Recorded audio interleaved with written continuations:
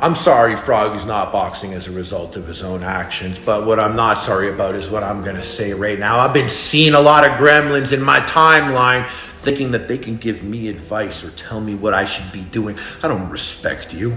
I'm a YouTube legend. You're a little bitch sitting at your family computer in the basement talking smack to me. You were nothing. If you don't like what I gotta say, you better be tweeting John Morrison and asking him if he's training double time, because your only chance at shutting me up is if he punches me in the mouth on April 15th. And I know you're gonna watch Creator Clash. I know you're gonna watch. Oh, you're gonna pirate a charity event? Then I'll see you in hell.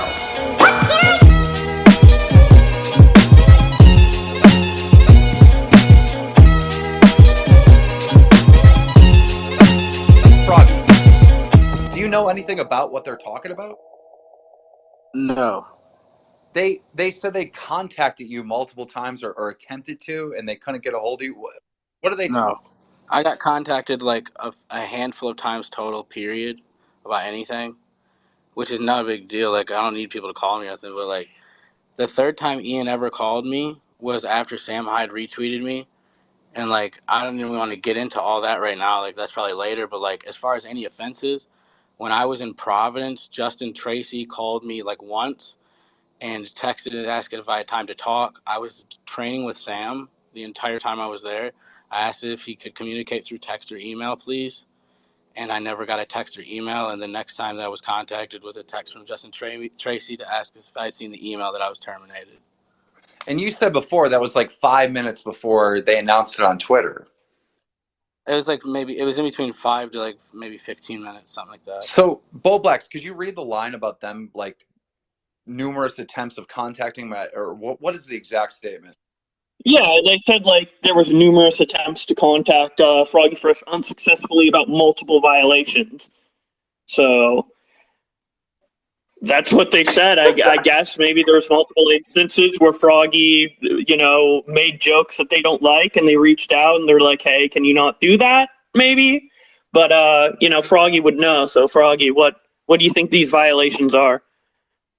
I mean, I wouldn't know. They haven't told me what the violations were. Look, if his violations were online behavior, right? I mean, you have every commentary person. You got Drama Alert. You got Philip DeFranco. You got Moist Critical. You got all these people looking into it, trying to figure out why he got kicked off the card.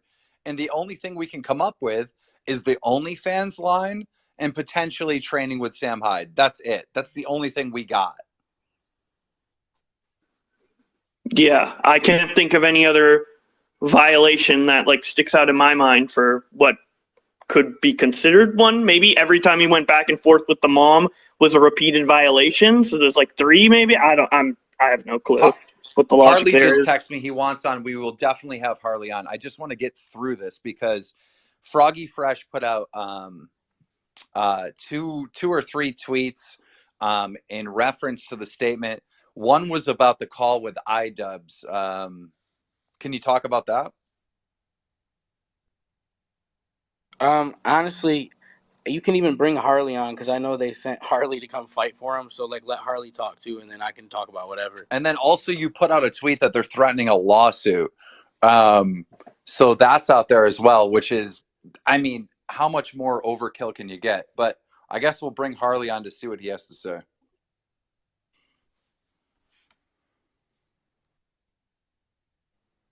Harley, you there? Yeah. What up? What are your thoughts on that? Real quick. No one sent me here to fight. I would never go and fight someone else's beef. So no, Anissa and iDubbbz probably rather that I not be here. Froggy. So no, I never got sent to go fight someone else's fight. Have you ever done that? Anyways, moving along. I pulled up the contract here because I hear him listening to you guys. You're like, I don't know what he could have done. Well, you didn't sign the contract. You didn't look at his contract. Yeah, I just don't know legitimately. Well, that's why we're saying we don't know what he could have done. It's not me. It's not my event. I'm not here to fight for them. And like you said, Keem, I'm not the mouthpiece of the event. I just sit here and I listen to you guys talk sometime. And I'm like, is this some sort of weird exercise in nonsense? We're acting like we don't know. The guy behaved himself poorly. He did. Yes, I went and trained with Sam, and I know that they're not friendly. But when I came back, I didn't diss the owner of the event who has bad blood with Sam. And Froggy stated himself when he misunderstood the text that I sent, he thought I said Sam was off limits. If I said Sam was off limits, in my experience, why would you go work out with Sam? That's cool. Do it. He helped me train with him. That's cool. But why would you go work out with him? Come back and fight for him. It's like you came back and you were a pawn in some game of 4D chess, and I think you found out that iDubbbz and Anissa don't play games. So that's on you. And now you're acting like a child, being like, I don't know what I did. Yeah, you do, bro. Yeah, you do. You know exactly what you did. Fighter Well, I agrees, don't really see. hold up, represents and warrants that he and his accompanying personnel shall conduct themselves in conformity with public convention morals and standards of decency. I really don't even need to continue. But like, yeah, if you're like a fighter in the event, there's lots of things that you know you can't do based on the contract that sure could be open for interpretation, but straight up calling iDubbbz a pimp in reference to what his wife does to their mom, not really something you can fully get away with. Secondly, after shit hits the fan, maybe hit them up and talk to them instead of making references to that time a bulldozer went over and bulldozed over a town. Harley, Like, I don't there's mean ways, there's professional ways to go about this, and it's not happening. And everyone else, they're not like me. They don't want to come here and talk to you guys. They don't want to talk to them. And a lot of those creators, they have fans that don't even know this shit's going on. So as much as you want to blow up Creator Clash, there's a lot of people that aren't that familiar with Harley, the beef that is going on want to Twitter interrupt. right now. I don't want But to you interrupt. keep doing it, so just go ahead. But because you're making multiple points, and I want to get Froggy a chance to respond, because it's this point, then that point, then that point, and it's like, you know, It's hard. I know it's hard to keep track of like 6 things. Trust me, I've seen it. It's like people can't connect the dots. It's like you can't connect 6 simple dots. So let's go one at a time, and then we can refute each one at a time, even though point 3 refutes point 1. But yeah, sure, let's go through it if we want. Like everyone's acting surprised. You disrespect the owner of the event. You got removed. well, I Like, mean, I'm I'm not- shocked. I'm not I can sitting tell here you, being I'm like, absolutely why? shocked. Harley, I'm And another shocked thing, can I just say because something real quick before this continues? If someone doesn't have a YouTube channel, please do not say their first and last name on here. They're just real people with real jobs. They're not in the weirdo YouTube world like we are. Don't say their first and last name. okay.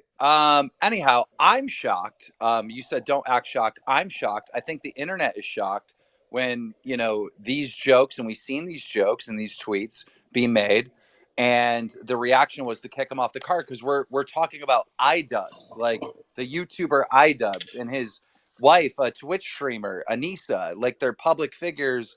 We know them. We are shocked by the reaction of kicking Froggy Fresh off the card based on the tweets. Why? We're shocked. That's like Why are ridiculous. you shocked? Imagine you hired me to do something, okay? And you hired me, and I was going to go do it. And then the week before, I went and I hung out with H3H3. And the day I came back, I went, Keem, fuck your daughter. Would you not think that that's charged in some strange way? Would you Well, not I think mean, there's an element there? Like, you were so caught up on the lore and I'm not understanding sure how that deep things are. Like, I'm not sure that Froggy Fresh said anything about anyone's kids. Like, that's, no, he said he made the hint like, oh, I'll subscribe to your OnlyFans. Like, he downplayed the OnlyFans, and then that just kickstarted stuff. And then I looked at Anissa's mom's Twitter account. How do we know her name? I went and I looked at that. How do you know that person's name? How do we know that that's her Twitter account? How did we know that? Where does it say her name there? Do you not want to say names of not public people or not? No, I saw the name that he tweeted, but I just looked at that account. Where's the name? It doesn't say it there. Froggy, where did you get her name? I mean, I've heard it around the internet, bro. Okay. Also, those Harley, places where you would hear that around the internet, bro, like, I think those aren't the best places to, like, maybe feed into you having a positive attitude about the creators. It sounds like you've been in some weird places of the internet, and you kind of tweeted about it a bit. You kind of leaned into that a bit. Well, like, Harley, are I you went saying to that Rhode it's not Island, her mom? No, I'm just so curious because I went and I did it, and I was like, okay. I just want to make sure that you're not saying that, because, like, no, I went and I looked, and I was like, oh, so her name is not there. Who found out that this is a name? It looks like a burner account. I mean, Harley, it's in a popular article, dude. Like, it's all What over article? Twitter. Where's that article? Yeah, what website is that article from? Not only that, but if you search that that Twitter account and Anissa's Twitter account, you can see conversations mother and daughter like throughout the years on Twitter. I didn't go to the dark web to get. I honestly, Froggy, it feels like you kind of just like you. I knew you were gonna hit it off there, bro. I knew that. I messaged you. I was like, you're gonna have a great time there. I did. I love that place. I love those guys.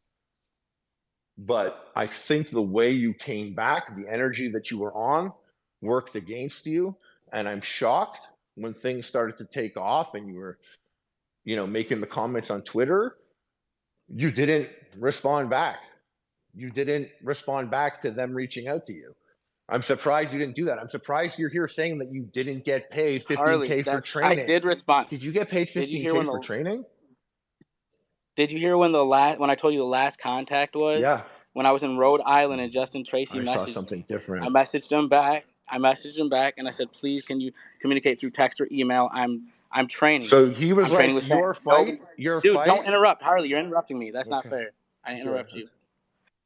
So that was the last time they reached out. That was it. So that I reached back to Justin Tracy. No text, no email. A week later, I'm out of the event.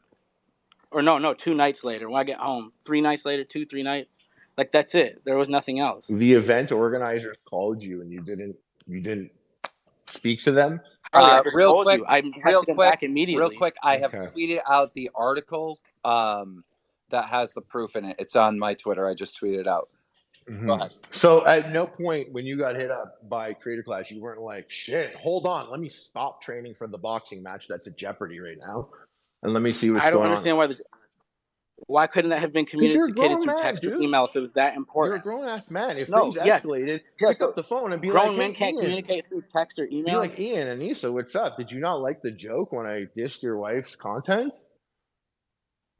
Should I not Why do I need to reach out to Ian or Anissa? Should I not have doxed your mom? Should I not have doxed your mom on her burner Twitter account? Should I not have done that? It was whoa. He still never spoke to them. You gotta let me address your points one at a time. How was I even supposed to know Ian and Anissa were mad when I get one call from Justin Tracy, then a text message? I respond to it immediately, say, "Could you communicate through text or email? I'm training," and then nothing else. I still don't even know if Anissa. What's the last text you sent to Anissa?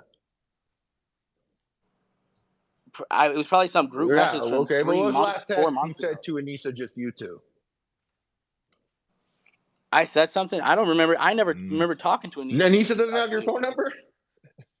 No, anything that was communicated would have been in a group chat with me. She never texted you directly. Anissa never texted you directly? I never have a direct text from Anissa that I can remember, no. Oh, that you can't remember. Well, it'd be cool if you had a device I don't have you could one. pull up right now and actually have everything archived and you'd be able to look at it right now. All right, Harley. Well, no, I don't. Harley, stop. I don't have one direct text. Harley, I'm not lying. Yeah. I don't have one direct text from Anissa. I have a group chat with my wife and Anissa. There's a group chat. I do not have any direct contact. Okay. Did anyone ever text you and your wife? What was the last thing Anissa sent you and your wife to you and your wife's phone? What was the last thing?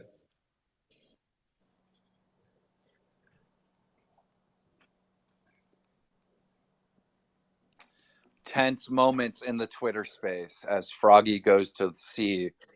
It's, hey, Tyler, I'm not with Ian. I'm home visiting family. Ian called me not feeling great, and I'm just trying to understand what's happening or how I can help. What's the date? Sunday, March 12th. You didn't want to respond to that? No, because you don't know the context of that. You don't have the context. Harley, let me give you the context. Her Twitter account instead of responding to that very serious and sympathetic text that was nowhere near threatening or aggressive. Sure, give us context. I have to give the context. Well, March 12th, I mean, shit, that's like 2 weeks ago. No. Not only that, but I have to give the context of that text message, okay? Do you want the context? Because that will clarify why that occurred. Mm-hmm. After Sam retweeted that I was going to Providence to train, Ian called me 15 minutes later. I was getting out of the shower. Were you surprised that Ian called? Hey. No, I Why? wasn't. Yeah, because I told you. You Because you knew said that there because was I beef wasn't. between them. That I Yes. told you. No, I knew that. I wasn't surprised because you said we weren't allowed to work with Wrong, Sam. lie. You read the text message wrong. That's a lie. No, Yeah, you that's a said lie. you said you I said said I you won't be said you couldn't filming. work on anything with I said Sam. I won't be It's not a filming with lie. Sam. I'm allowed to No, train with bro, him. By contract, you could I train with gotta read the whoever you text want. again, bro. I'll post it I gotta after go read this. the You can text. train with whoever you want. Doesn't matter what you say. Even if Ian had a problem with it, contractually, I can go train with whoever I want. What I can't do is train with whoever I want and come back and start insulting him on Twitter. That I can't do. That he has the right to You remove got. me. I'm gonna have to read the text again to Sure. clarify. As I said, it doesn't matter. Even if he said, Harley, you can't train with Sam Hyde, I'd be like, I have in contract, I can go trade with him if I want. If I want to. What I can't do is come back and insult the owners of the event after training with someone who I knew they weren't that comfortable with and who I knew they were trying to reach out to me at that time. So why would you come back and insult her on Twitter when she tried to reach out to you to be like, hey, it's kind of weird. Ian doesn't feel well about it. Can we talk? Why'd you do that? All right, I was gonna read the text. Okay, buddy. It's I like you said, clearly missed the whole point of what I was saying, guys. Don't want to. I Yo, I actually was do. gonna read the I have a text. boxing match coming up. I'm heading out. I was just gonna read the Wait, text. wait, again. Harley, I'll Harley, listen I while I don't do leave it. yet. You just made like I said 16 everything that makes points. sense. It only makes less sense But he from has this to point forward. counter the points. Sure. And like I said, it doesn't matter because I said, even if they told me I cannot train with him, you could. What you can't do is train with him, come back, and then insult them. That's what you did. And reading the text doesn't change that. I still think he read the text wrong, but regardless, it doesn't change the main point. She reached out to him and was like, hey, what's up? He ignored her, insulted them on Twitter. Why is everyone acting like a fucking idiot here, being like, why is this happening? You don't get to insult the owners of the event like that. Is it confirmed that they're gonna try to sue him? No, they're not suing him. They just don't Dude, want I'll him even to. address that. They probably don't Can I want him address the to text first? You disparage gotta the let me. event since they Harley, paid Harley, him I'm 15 or confused. 17K. Do got you paid, right, represent Froggy? Creator Clash or not? Because like I you sound. represent me, and I'm boxing at Creator Clash. Do you represent the rival boxing promotion team? I Right? Everyone support here Creator remember, Clash. What are you we're talking talking about? about Coca-Cola, and this guy owns Pepsi, and no one's pointing that shit out. Harley, Like, I this is how support backwards it all Harley. is. Harley, did I I support get it, your buddy, but you fight don't last year? really. You just need to be close to there because Harley, it's a did I big support your boxing fight last conversation. year? It's a big boxing conversation that you want to be a part of. Did You're I not like, I want did to I support support your them. fight last year? Yeah, I guess, Okay, right? thank you. Thank you. Right? What'd you do? I rest my case. But what Okay. did you do to support it? So What so did you the do to point is support it? You this. put a like on a tweet? What did you do to support it? He put a like on a tweet. That's what I you did. I do put to- a like I'm on the so tweet, curious. guys. What did you do to support the fight, Keem? I liked What are you I talking liked about? I liked tweets from multiple accounts. It's literally from a drama alert and a Keemstar account. What did you do to support the fight? Yo, what are you talking about? I'm Can sorry, I man. quantify what you're Is there talking Harley, any about? credence to the lawsuit thing? Are they trying to get money back from Froggy Fresh? Are they trying to get that 15K back? Are they going to do anything legal? All right. I mean, I I'm just bet at this they point. would not. They probably just like normally. It's like, can we hey, let we already Froggy paid answer you. that Stop. question, Harley? But Froggy doesn't have any answers. When are you going to figure that out, Keem? He doesn't have No, the Harley, answers I you try to want. address like you make 4 points in a row and then don't let nobody address nothing, dude. Okay, So like, well, how did yeah, I mean, Keem support? How did you support my fight, Keem? Hilarious thing to say. How did you support it? Well, then we're gonna go right into the lawsuit. But yeah, We're going right into it. Here we go, Sure. fellas. So How'd you support it? Harley, you don't remember me like putting out all those tweets and like cheering for you, saying that Thank you're you. like back, Epic Mealtime's back, hyping you. You don't Thank remember you. any of that? Yeah. I do. Yeah. I liked that. Okay. That was cool. But like, Well, that's what I'm what talking am I about. supposed to do? Be like, oh yeah, so Froggy's allowed to call IW the pimp. No. supported my Stop. fight last year. You're losing the conversation. You said Keemstar is here because he represents a rival boxing event. I responded by saying Did you offer me a boxing contract after my fight? Yes, I did. So was there not a vested interest in supporting my fight? In the event that I won or whatever, would it not look better if you were like, I was supporting you the whole time? Now here's this offer for a boxing match. I mean, if you So want to once look again, at me, if we you want to look at me that understand. way, I don't look at you like that, but I think everyone should also remember that you're Happy Punch and you're talking about Creator Clash. And Creator Clash, I think, is the one different boxing promotion from all the others. And why is it different? Because there's just not, it's not the Wild West like that. You don't get to go and diss the creators of the event for no reason. You don't get to do that. You just got to behave yourself. So it's boring, Be is what you're proper. saying? It's not as fun as the Yeah, others? maybe it's boring. Maybe it's not as fun as the others. Maybe. I say it's good people having clean fun. Yeah. For a good cause. Anyhow, can we talk about the lawsuit stuff? Because Sam was asked about the lawsuit. I asked about the as far lawsuit, as I'm and then concerned, there's Harley no responded and lawsuit. said they're not suing. So it's confusing because I want Froggy to answer that question. He just can't talk shit about Creator Clash if they paid him money. If he wants to keep the money, don't talk shit about Creator Clash. Just kind of like shut up and start training for your Wait, next I boxing just asked match. him to I love answer. you Are you all. trying You're to all beauties. scare I him? actually have to train for a fight. Bye. All right, now you guys want me to address this stuff now? Yes, please. Jesus Christ, dude. How's he gonna make like 6 points and I'm just sitting there waiting for him to get done talking? My God. So now he don't even want to be here to defend himself because now I gotta read the tweet. Hey, Froggy, he said his piece, and now he said peace. Bro, I mean, I would like for him to come back just like if he got something to say, because I was just like, he's not even here to refute what I'm gonna say. Man, you are just getting stepped on, brother. I hate to see this. I would, if I could kill 1,000 people to fix the situation, I would. I know you would, Sam, because you had my In back literally from the Minecraft. He beginning. meant in Minecraft. I meant in my favorite video game, Keem, which is the one with Agent 47. What's it called? Hitman. Yes, I would that kill game. 1 million NPCs. But honestly, I don't like seeing Froggy Fresh get stepped on because he's a for real, like very good dude, and he's there's nothing like weird or duplicitous about this kid. He really, and I think that's why he doesn't gel with like iDubbbz, for example, is because like he's just an innocent, like Froggy Fresh is an innocent dude. You know what I mean? Yeah, it just seems like there's like a disconnect between the communication on like whether iDubbbz and Anisa did enough reaching out to warn Froggy Fresh of his behavior or not, right? Because if it's in the contract that you can't like make fun of Anisa's OnlyFans, and yeah, it's stupid, but I guess it's in the contract. But I feel like they didn't give him sufficient enough warning based on the conversations I heard between Harley and Froggy. Like there wasn't enough warning. How incredibly frustrating it is for like me, Moist Critical, Philip DeFranco. Yeah, Philip DeFranco's still here, who's also covered the story.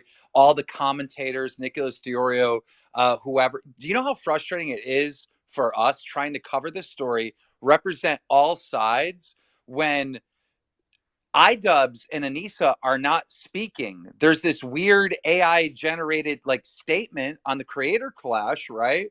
And then you have Harley and Dad speaking for the company, and they're just getting destroyed. So it's like, what actually is their position? What is their point? What exactly did Froggy do that was so wrong? Like, we're not getting details. We're getting this weird, like, when a YouTuber's in trouble and they put out some generic statement online, like it's going to help anything. That's what we're getting. Some PR weird shit. It's like, we need real people.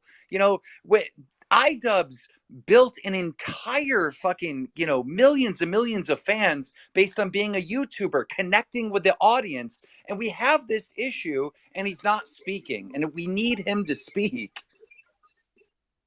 Yeah, I think based on what Harley said, I think the two issues are his OnlyFans comment and then responding to the mom in general, because that somehow like doxes the mom's name or something like that.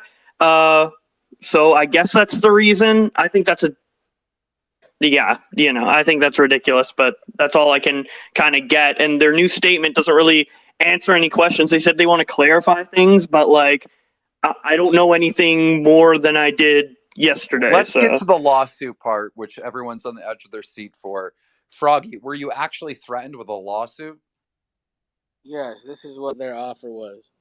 They wanted me to pay back the $15,000 that they sent me over the last 5 months for training, travel, equipment, and stuff like that, and also like a vow of silence on the situation.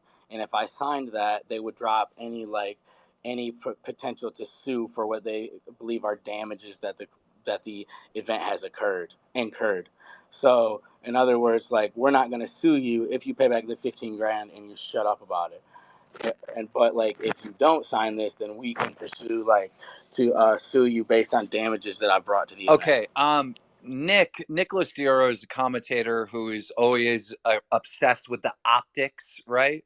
What are the optics on this with iDubbbz and Anissa and Creator Clash kind of making this proposal to Froggy? Are those good optics for them? Yeah, I think it's delusional. I don't think they're actually going to do that. I think after the pushback that they got, it would be like career suicide to sue him after that. My best guess is that was just a scare tactic. We're going to threaten this, and then hopefully he'll just shut up and take the money, or else this is going to get much bigger. And it didn't go their way. They weren't even offering money, though. They wanted money back plus shut up. Yeah, I mean, yeah, give us the yeah. So Harley had a bunch of crazy statements when he was in here. I wish he would have stayed longer so we could actually have a conversation, but he kept throwing so many different things and then nobody could respond. So it got very convoluted. Are you kind of shocked he came back? Like, he kind of acknowledged it was a bad idea to come the first time. And I kind of chalk that up to like, he's just passionate about the charity.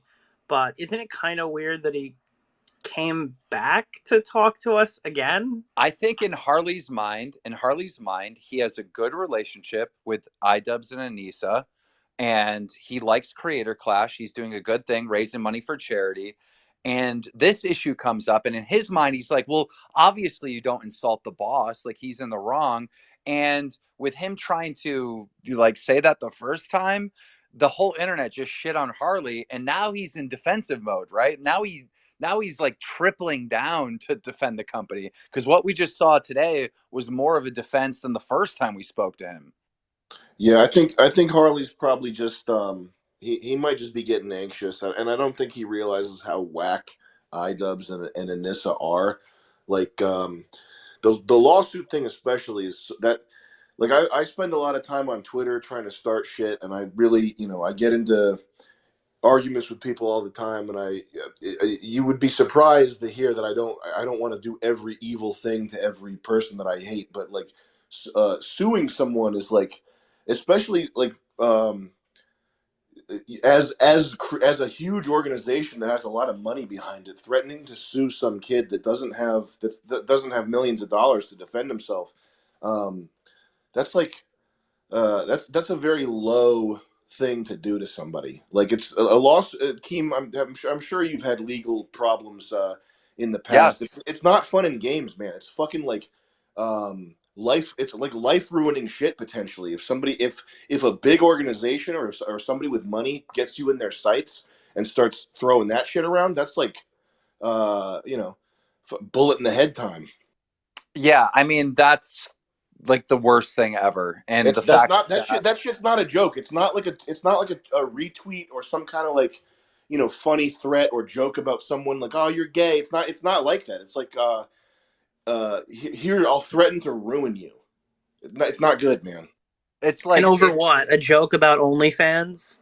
So to give the audience some perspective, I'm just going to throw a guess out there, just because I have been sued multiple times. I've won every time, but yeah, Froggy Fresh would be in a position where he'd have to sell his house basically to fight this lawsuit. Like, that would be like, for a normal, average, middle class person, you're going to have to sell your home to fight a lawsuit like this. Like, you're going to. Exactly, man. That type of shit is it's not funny stuff to play around with. It's especially fucking uncool if you're a boxing if you're a hey, we're all friends here. We're having good, clean fun in this boxing organization. We're all fun.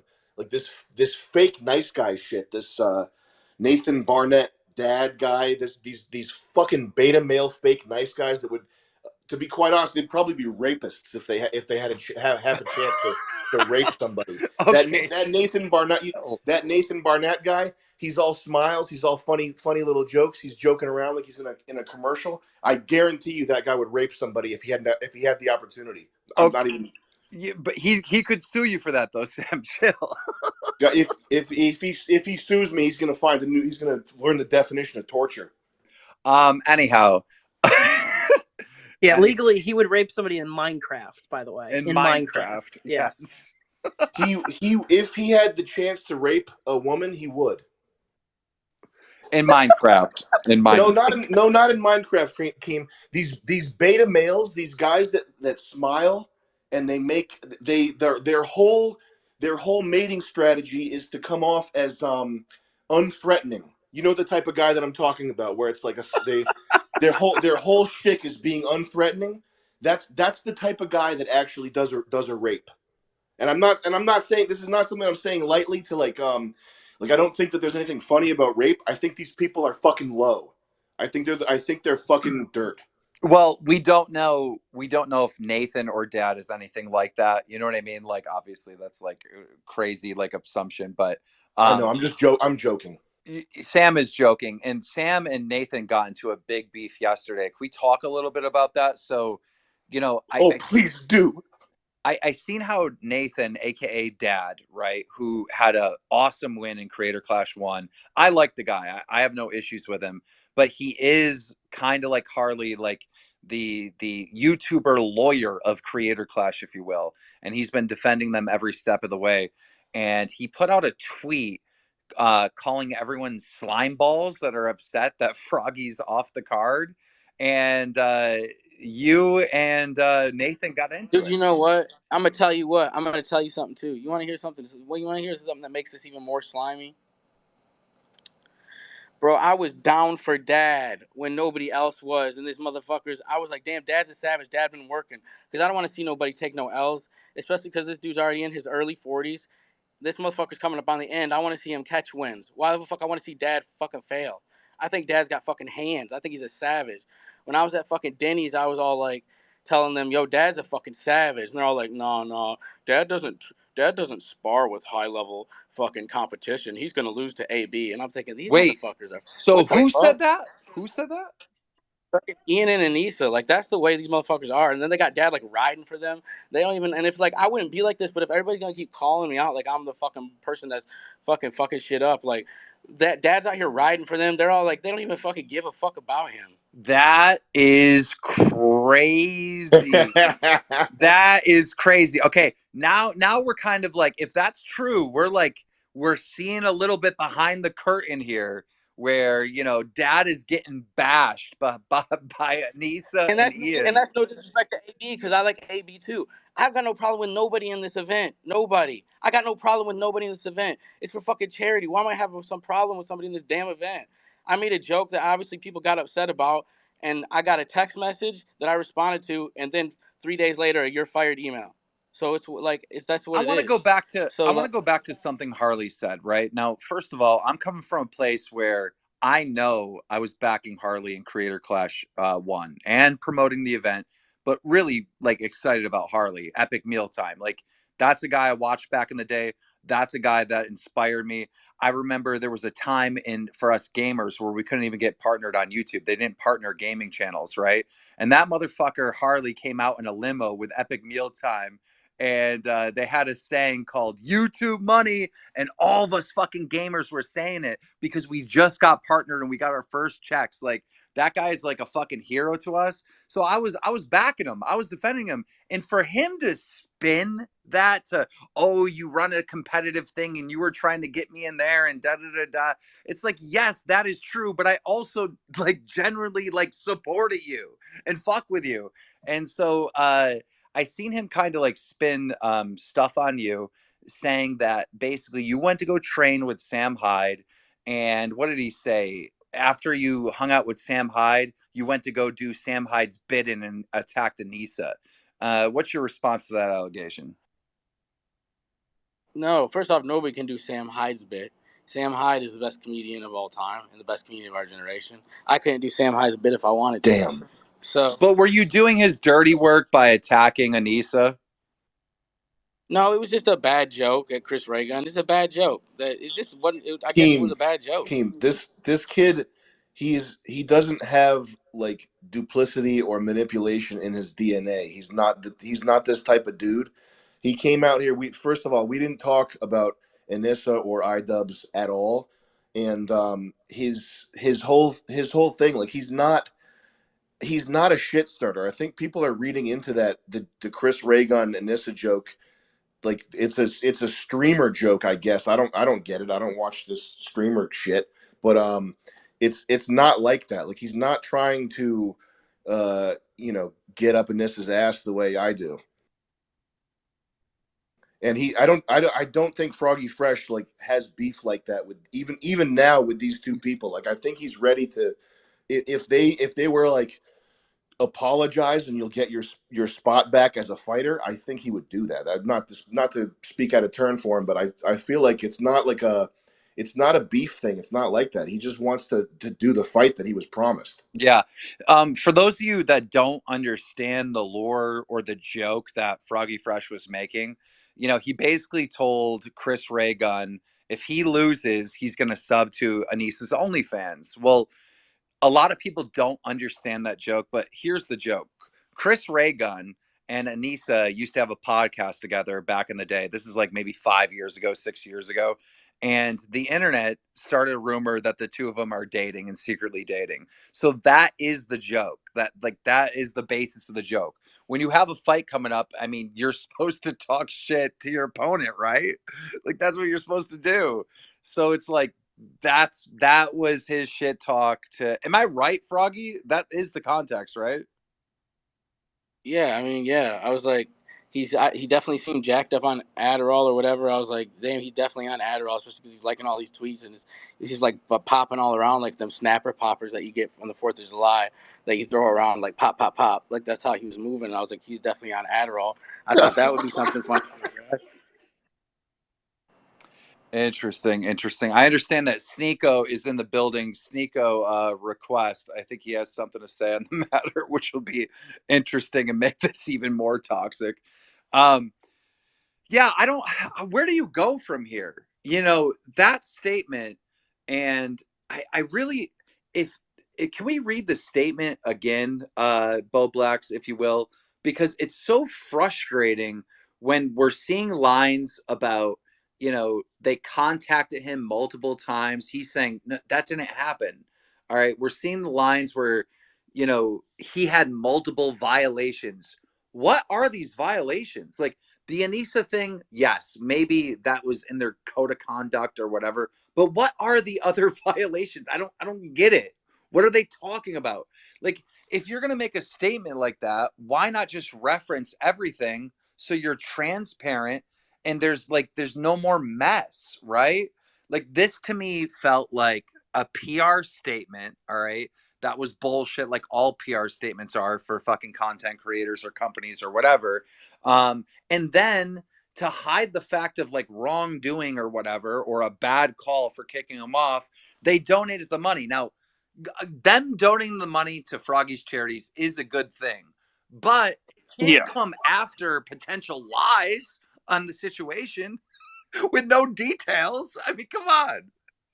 Yeah, they say this post was to clarify. I really think the only reason they made this post is because Gideon from our last space had that like $1,000 or $100,000 charity bid to get Froggy back on, and they're like, oh, well, this kind of looks bad if we don't bring him back on and deny 100K to charity. So we're just gonna say he's off, but we're donating 100K to charity, so don't worry. Yo, that's so fucking funny too, because it doesn't change anything. There's still 100K on the table that they're not accepting for charity. Yeah, like, additional 100K. Bro, they should have just matched it and put him back on the card and stop being a. Yeah, in case anyone's confused, last space that we did, there was like 4,000 people here. Gideon said that he would donate $100,000 to Creator Clash to go to all the charities if they put Froggy back on, and they've been silent. Like, look, as a fan of this YouTube stuff and watching YouTubers and whatnot, do you know how frustrating it is to not hear from either one of them, Anissa or iDubbbz? Like, they should just make a YouTube video and explain what's going on. Yeah, I think they should explain as well, or just say we made a mistake and like revert it. Because like if I look very generously, like benefit of the doubt with what Harley was saying and what they're supposedly saying, like I guess it's in the clause that you shouldn't like shit talk or whatever. So he shat talk, and they're like, okay, you're off. But I still think like after listening to Froggy here and seeing the whole thing go down, like you can see that Froggy made a mistake. He didn't know that was in violation, and he clearly is a fan of everybody on the card and wants to do this for charity, and he's ready to fight.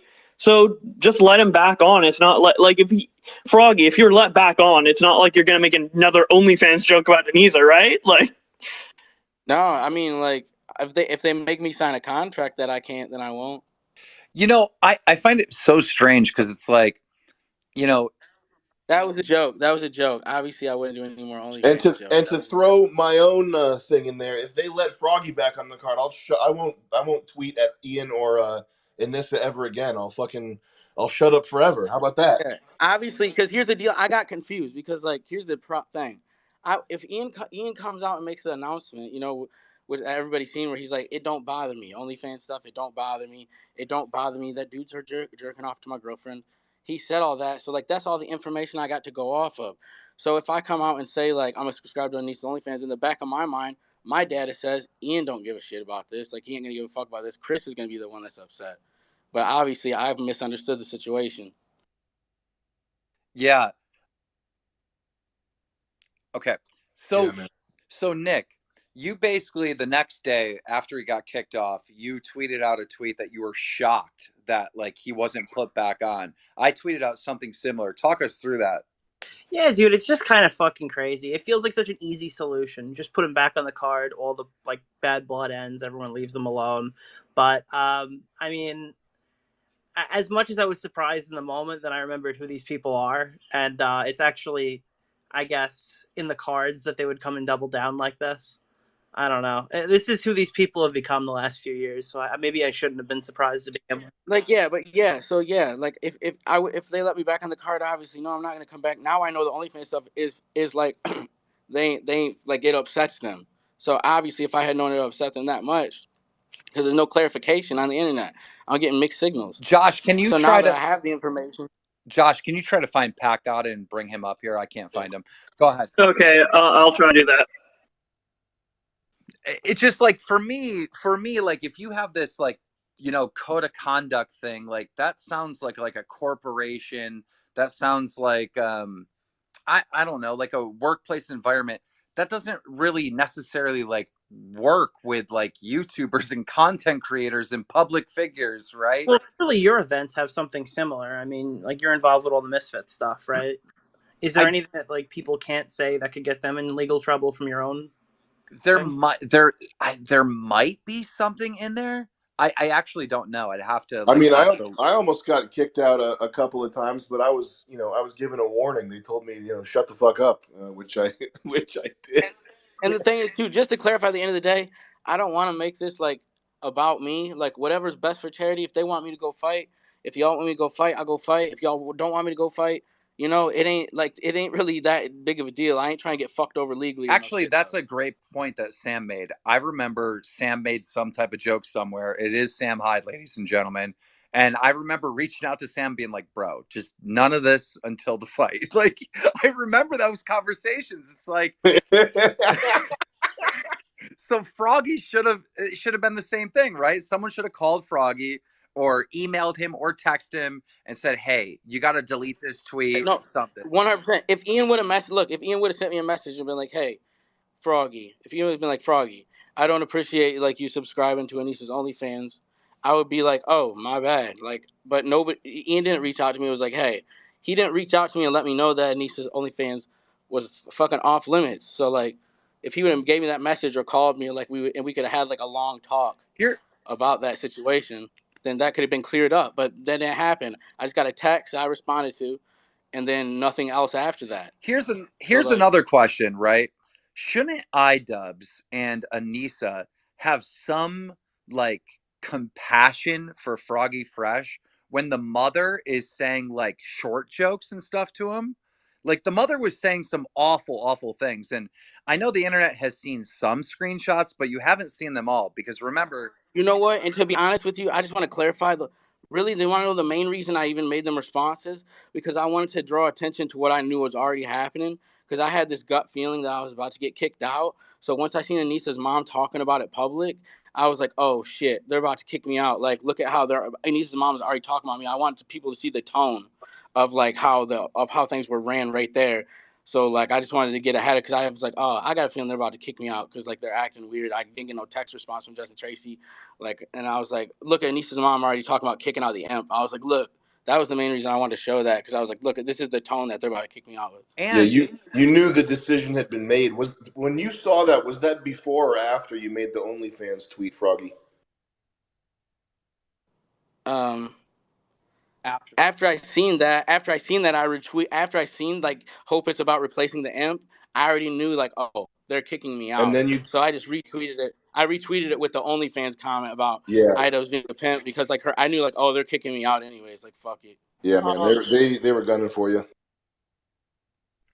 I Keem, just you were talking about like the stuff with Anissa's mom. Where did that doxing thing come from? Is that like you, or is somebody saying that? So basically, Harley jumped into this call and he made a bunch of points like real fast where no one could respond to them, and then kept talking and wouldn't shut up.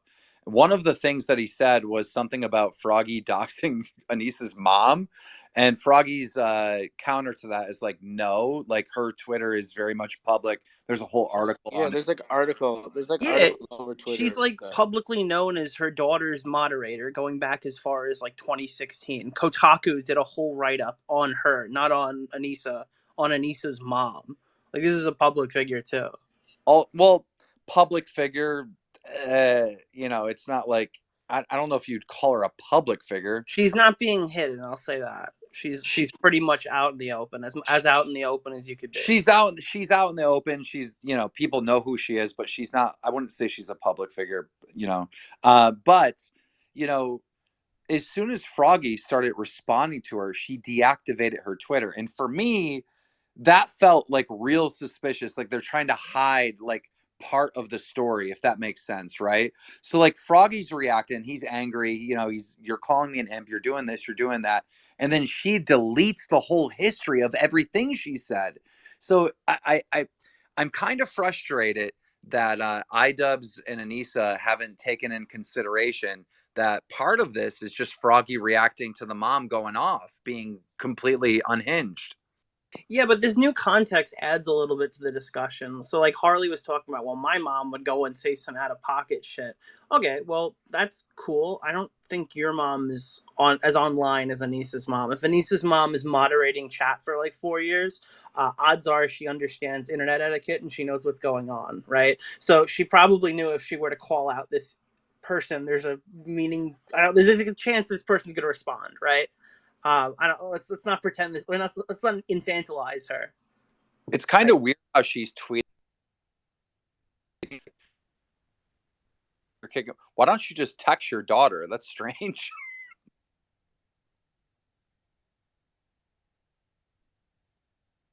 Anyhow, what do you think, Pack out about all these new developments? You're new on stage. I was actually curious because I saw the post that they just made, and it seemed like they were trying to insinuate that he was having like multiple different breaches of their contract, like going back in the past. Is this like a topic that had been brought up at all, or is there any like actual backing behind that, or is this literally just about the OnlyFans thing still? Like, is there any new stuff that surfaced, or? We don't know because they didn't tell us. They just said multiple violations. Froggy, do you have any idea at all what they could possibly be talking about, or? Dude, this is the only thing I can guess. Like, I can tell you, I can break the story, the timeline of events down for you. Sam Hyde is the greatest comedian of all time. I'm training boxing. I was like, this is my end. I could go work with Sam Hyde. So I reach out to Sam Hyde. I'm like, yo, like you like, let's train. He's like, cool, come up. Sam Hyde retweets my video of me going to Providence. 15 minutes later, Ian's calling me. I'm getting out of the shower. I say, let me call you back in 10 minutes. Like 10 minutes goes by. I'm still like almost done getting dressed. He calls me back again. I said, "Hey, what's up, man?" He's like, "Hey, hi. I seen some concerning things on your Twitter. What is your relationship with Sam Hyde?" That was literally the first thing he said. Yeah, baby. Yeah. And But I said, and I Froggy, was like, immediately, Froggy, dude, what is I didn't like the what is tone of like feeling like I was being investigated. It felt like a police questioning. so Was that what was that iDubbbz? conversation? Did he tell you, hey, don't say anything about Sam? Did he give you instructions to move forward with training with Sam?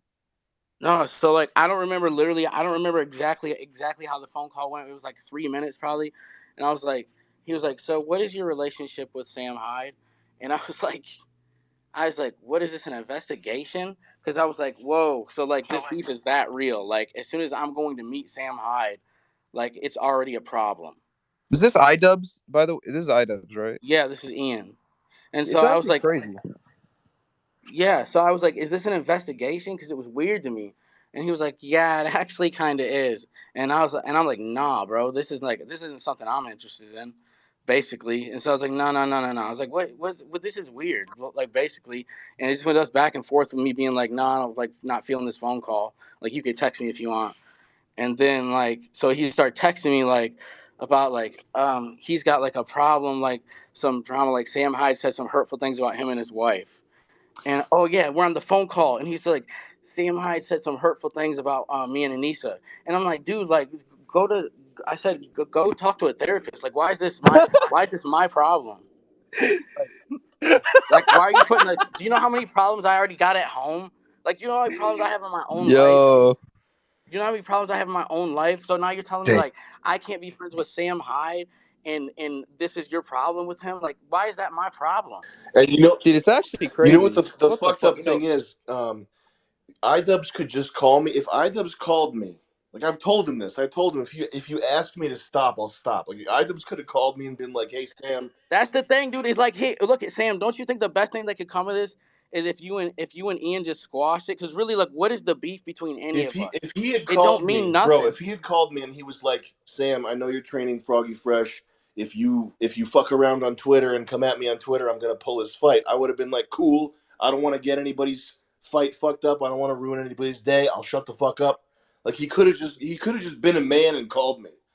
You know, God it's damn. actually Honestly, Sam. It's actually honestly, crazy to me, real quick, because like obviously there's like an unwritten rule on the internet and like real life, like be ready to take what you give out. You know what I mean? Like for example, like Keemstar, right? Like he just talks shit to people all the time, but he's not surprised when a bunch of people start talking shit back to him. It's the same way with me. You know what I mean? Like if I have people like saying horrible shit to me, like I expect it. It's kind of what I deserve. iDubbbz literally like grew his fucking career off of just like in the most vulgar manner, just shit talking and literally trashing on people, right? For you could say for whatever reason, but like it's almost crazy to believe that someone who went so far from just shitting on people is so sensitive now and can't take the slightest amount of criticism that a little OnlyFans joke by Froggy Fresh is willing he's willing to go and risk $500,000 for charity because of an OnlyFans joke against his wife. I mean, how much of a sensitive little bitch do you have to be? What the fuck? He's got that dude, ego, bro. He's got that ego, and he knows he could call. Like I'm not a sociopath. I'm not gonna like torture somebody that can't take it. He knows he could call me and tell me to just stop at any time. Like the last time. I mean, Jet's in here. Jet, the last time we talked to him on the phone, I had Julian text him from the phone and say 911. There's a problem. Please call. And I just called me. But See, dude, Sam is just messing around, and I think sometimes people take what Sam does like too seriously. And like really all Sam is, he's a comedian that takes it all the way to the limit, and then won't tell you he's fucking around because it breaks the joke. But if the And that's the way Sam point is. being, if iDubbbz called me and was like, "Yo, shut up the fuck up and let's smooth this over and I'll get Froggy Fresh's fight back," I'd be like, "Cool, you'll never hear from me again. I'll never tweet at you and Anissa again. Get my boy back on the like. I don't care. I don't have an ego like that. I'm not petty." But Josh, can you bring Mutahar up? Can you bring Mutahar up? Yeah, I will. One sec. And I just want to say this, like the way you describe that phone call, if I'm iDubbbz, right, I wouldn't call you and be like doing an investigation. I'd be like, look, me and Sam don't get along. We put a lot of time and energy in this creator clash thing. I don't want it to be about Sam Hyde. So just don't let it hurt the event. All right. Go train with him, have fun, but don't let it hurt the event. Don't make it about Sam Hyde. That's what I would have said to you if I was iDubbbz. Right, and guess what? Like I didn't even plan on releasing none of the Sam Hyde content until after the event. Didn't you tell them that? I thought you told them that. Ian requested it through text. He requested that I did that. What I didn't like that he requested that, because that's not. I don't think that's appropriate. I was like, I don't think you should be telling me when I can't release content. Like, this is my career. It's what I do for a living. But you complied with it, right? But I was going to anyways. But I didn't like people telling me that. I thought that was out of line. Because it's not my problem that you have personal beef with the greatest comedian in the world. If I go to Providence, Rhode Island, and get an opportunity to work with him, that should be my option to when I release that content. And it's got nothing to do with you. Not everything that people do with Sam Hyde involves iDubbbz, and I think that he misinterprets that. And it's like, so for him to tell me, hey, could you wait until after the event to release that? In my mind, I'm thinking, I mean, I could, but it's weird for you to tell me to do that because it's got nothing to do with you. I feel like they should just have it in the contracts. It's like no Sam Hyde anywhere near this event. Like, if it's just that volatile.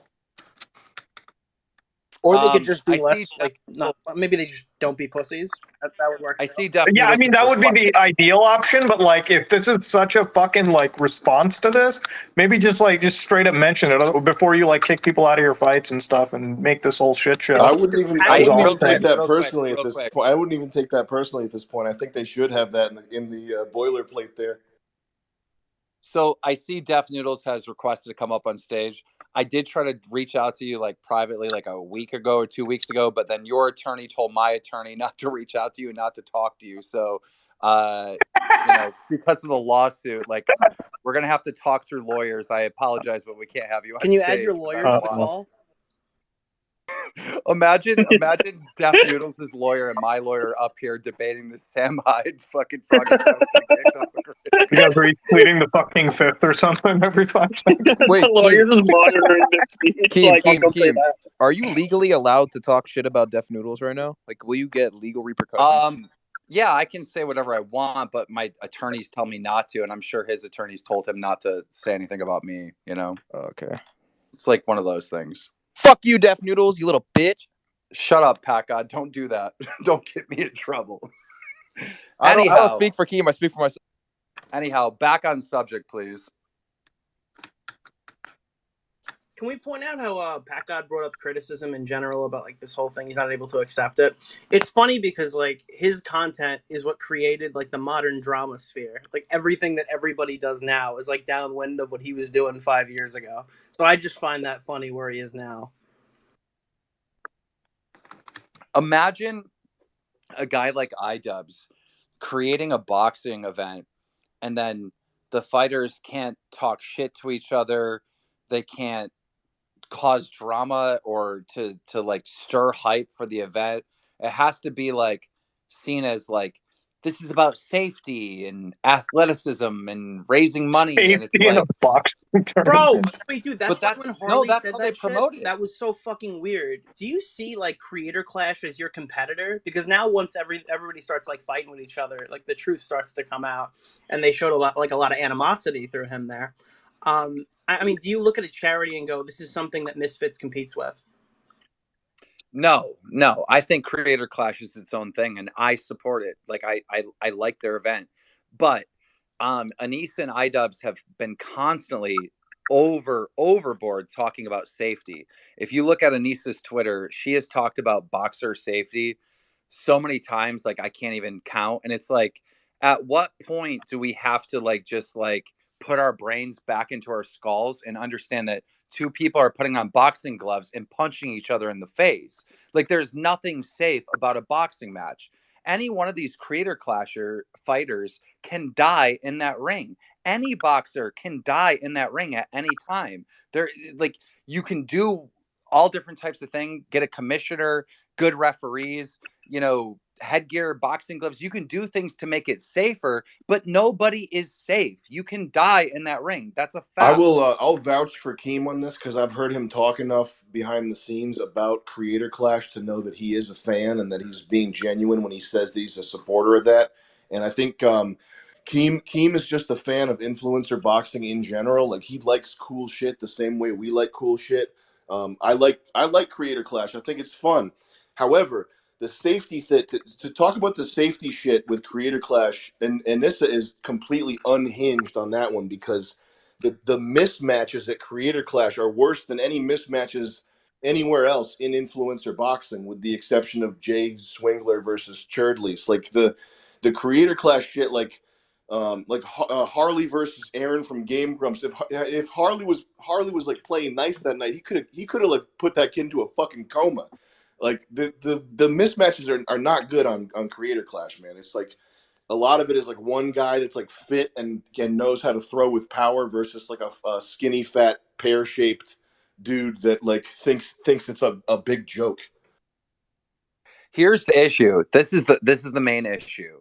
Is iDubbbz and Anissa look at me like I'm their competition, and the stuff that I do in influencer boxing is their That's competition. stupid. And I know that because they constantly take digs at me in interviews. That's like, so dumb, there's man. this. That's so not the way it. Like I wouldn't listen, Keem. If you were under attack for anything else, I wouldn't step up and be like, hey, Keem's the best guy in the world. But I know that that's not what you're thinking. I know that you're like wholeheartedly. You just want to see cool influencer boxing happen.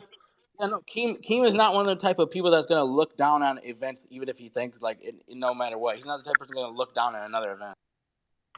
You know, I just want to add real quick too. Like, you know, a lot of people are saying like, oh, it's different because he's not shit talking a fighter. He's talking someone who's like running the event or whatever, right? But if you like go online, like you could literally watch like 10-minute compilations of like Dana White like beefing and shit talking with like other UFC fighters and like them literally shit talking each other back and forth. Bro, You we think had Dana we White's had the just gonna same take point with like Vince McMahon. Like this shit happens even if it's not fighter to Yeah, we're not fighter. fucking like CEOs Like, and highlight. We're fucking yeah. YouTubers, It's the bro. entertainment business. It's entertainment. Like, you know what I mean? Like, anything that stirs the pot, it's entertainment. It adds to the fuel. Like, it's just stupid to try to like dismiss all of it. Especially when this is one of the guys that like generated the drama sphere on YouTube. Like, this was the Yeah. guy. Dude, Not this just is a not say drama something sphere, that but it's should. also like you go to other people's events and you spout what, like the N word or some shit, and it's like you're out there being a provocateur. Like this is your fucking like, this is who you are. This is how you got popular, and it's like now you know. I mean, Like what the everyone I fuck has. think you IDubbbz attack broke a couple violations at the Yeah, TanaCon. dude, this guy drove up to TanaCon, scared the shit out of her, which was hilarious, by the way. on? Which is not safe, by the way. If we're gonna fucking throw safety into the Yeah. fucking mix, right? Oh, but he's That's a bettering little himself with it. dangerous. He's a better man now. But at the end of the day, everyone has a right to change, right? Everyone has a right to be, change for the better, how they see the better is. But I don't think this is the better. This isn't I don't better know, for dude. The the guy was like fans. 28 years old when this shit was being like. You should probably know your shit by then, but you know, whatever. No, but what I'm saying is that is in all these interviews, iDubbbz is constantly saying, well, I've changed and I've grown up and, I met my fans and I didn't want to be like them and I didn't want to, cultivate an audience like that. So I've changed. And, that's what he's always saying over and over That again. hurt. That hurts me because I was an iDubbbz fan. Yeah. My point is this. I don't think that's good for Creator Clash. Like, I don't think, this new positivity and all that stuff is necessarily good. Like, fights need storylines. Like, fights need like some anticipation, and that's what Froggy was doing, right? He was talking shit to his opponent. Bro, you can't spin it. You can't spin it about positivity and love. It's literally two people going in a cage and beating the shit out of each other for entertainment. Like, how could that remote? Like, they're literally just putting their physical well-being on the line for entertainment. Like, obviously, it's going to be like rotating around toxicity in a certain extent. One thing I found very strange is that now I'm not an expert in this, but I always thought that like hits to the head caused like dementia or could lead to dementia, and that's one of the charities. So they're raising money for dementia at a boxing event. It just always seemed like an oxymoron to me. I was so confused by that. I mean, Anyhow. I don't know where we go from here. It's like we didn't get like Mutahar. You read the statement. What were your thoughts? I thought that shit was a nice chat GPT prompt. I don't fucking believe that was a goddamn human being writing that shit, I'll be honest with you. Yeah. So everyone's talking about like the toxicity and how like toxicity is good for promoting event, and I agree and stuff. But I can kind of see what iDubbbz is trying to do, make it more like charity, less like fuck you or whatever. But I think there can be like a balance. I feel like they're going so extreme in the like, oh, don't even say shit. Don't even say fuck. Don't even like allude to a joke, Like it could still be fun, tongue in cheek, like back and forth, while still knowing it's for charity and being generally positive. It's not like it has to be the most toxic thing in the world, but at least allow the fighters to make stuff like. If we're gonna call the OnlyFans joke like toxic, man, your barometer for toxicity is like at the fucking center of the earth. That's what I Like was that thinking. low. I And know, also, right? Like, and also, Josh, why don't what bothers me is why can't they just be transparent? Like instead of just saying, like, oh, we're kicking off Froggy because of a bunch of different reasons. Like just say we're kicking off Froggy because he made a joke towards the promoter's the promoter about her OnlyFans, and that's why. Like just stop like dancing around the subject. Just say what it is. We all know the reason why you did it. Why are you trying to fucking hide it from people? It doesn't make any sense. Exactly. Like, who are you tricking, right? Just, like, be transparent like a YouTuber does, like a commentary YouTuber does. Just sit down, talk, and be like, yo, this is my thought. You can disagree with it. We're all going to shit on him for the reason, but at least, like, just say that it's because of the OnlyFans joke. Just say, I got pissed. I agree. At this point in Creator Clash 3, I mean, we're going to be looking at Ryan's toy review versus Fred or something. Like, it's going, like, who are they going to get that's going to play by these rules? Like, I'm so lost. Like, I think H3 has a couple more employees he could pull, so that's a couple more fighters, right? By the end of it, it's just going to be Ethan's staff and like Hassan's friends. So wait, what's the deal with the lawsuit? It's one thing if your fighter. Listen, it's one thing if your fighter is like one day going around like he's turned full Kanye. You know what I mean? Like you got your full anti-Semitism, you got some racism thrown in there, like everything out of the mix, right? But it's like this is such a like light jab, even, and this is coming from a person whose history is not delivering light fucking jabs. So it just comes across as super duper weird to me. It's like why? Like, it'd be one thing if this was, like, a fucking event hosted by, like, Blippi or Ryan's Toys Reviews, right? Like, oh, shit, it's a children-oriented event. I get it. You can't even fucking say the word fudge if you wanted to. But, like, look, this is hosted by, like, what? Guys, we gotta understand one important point, all right, that I keep forgetting about. At Creator Clash 1, they banned Sam Hyde, and they made statements that Sam Hyde would never be in any reputable program. No reputable boxing organization would have Sam Hyde. I saw an injustice. I wanted to do right by that, right? And Sam Hyde fucking boxed on DAZN in Misfits 1. And he trended worldwide, went absolutely viral. And so maybe it's salt from all of that. Like the minute Froggy goes to train with Sam, it's like, no, not again.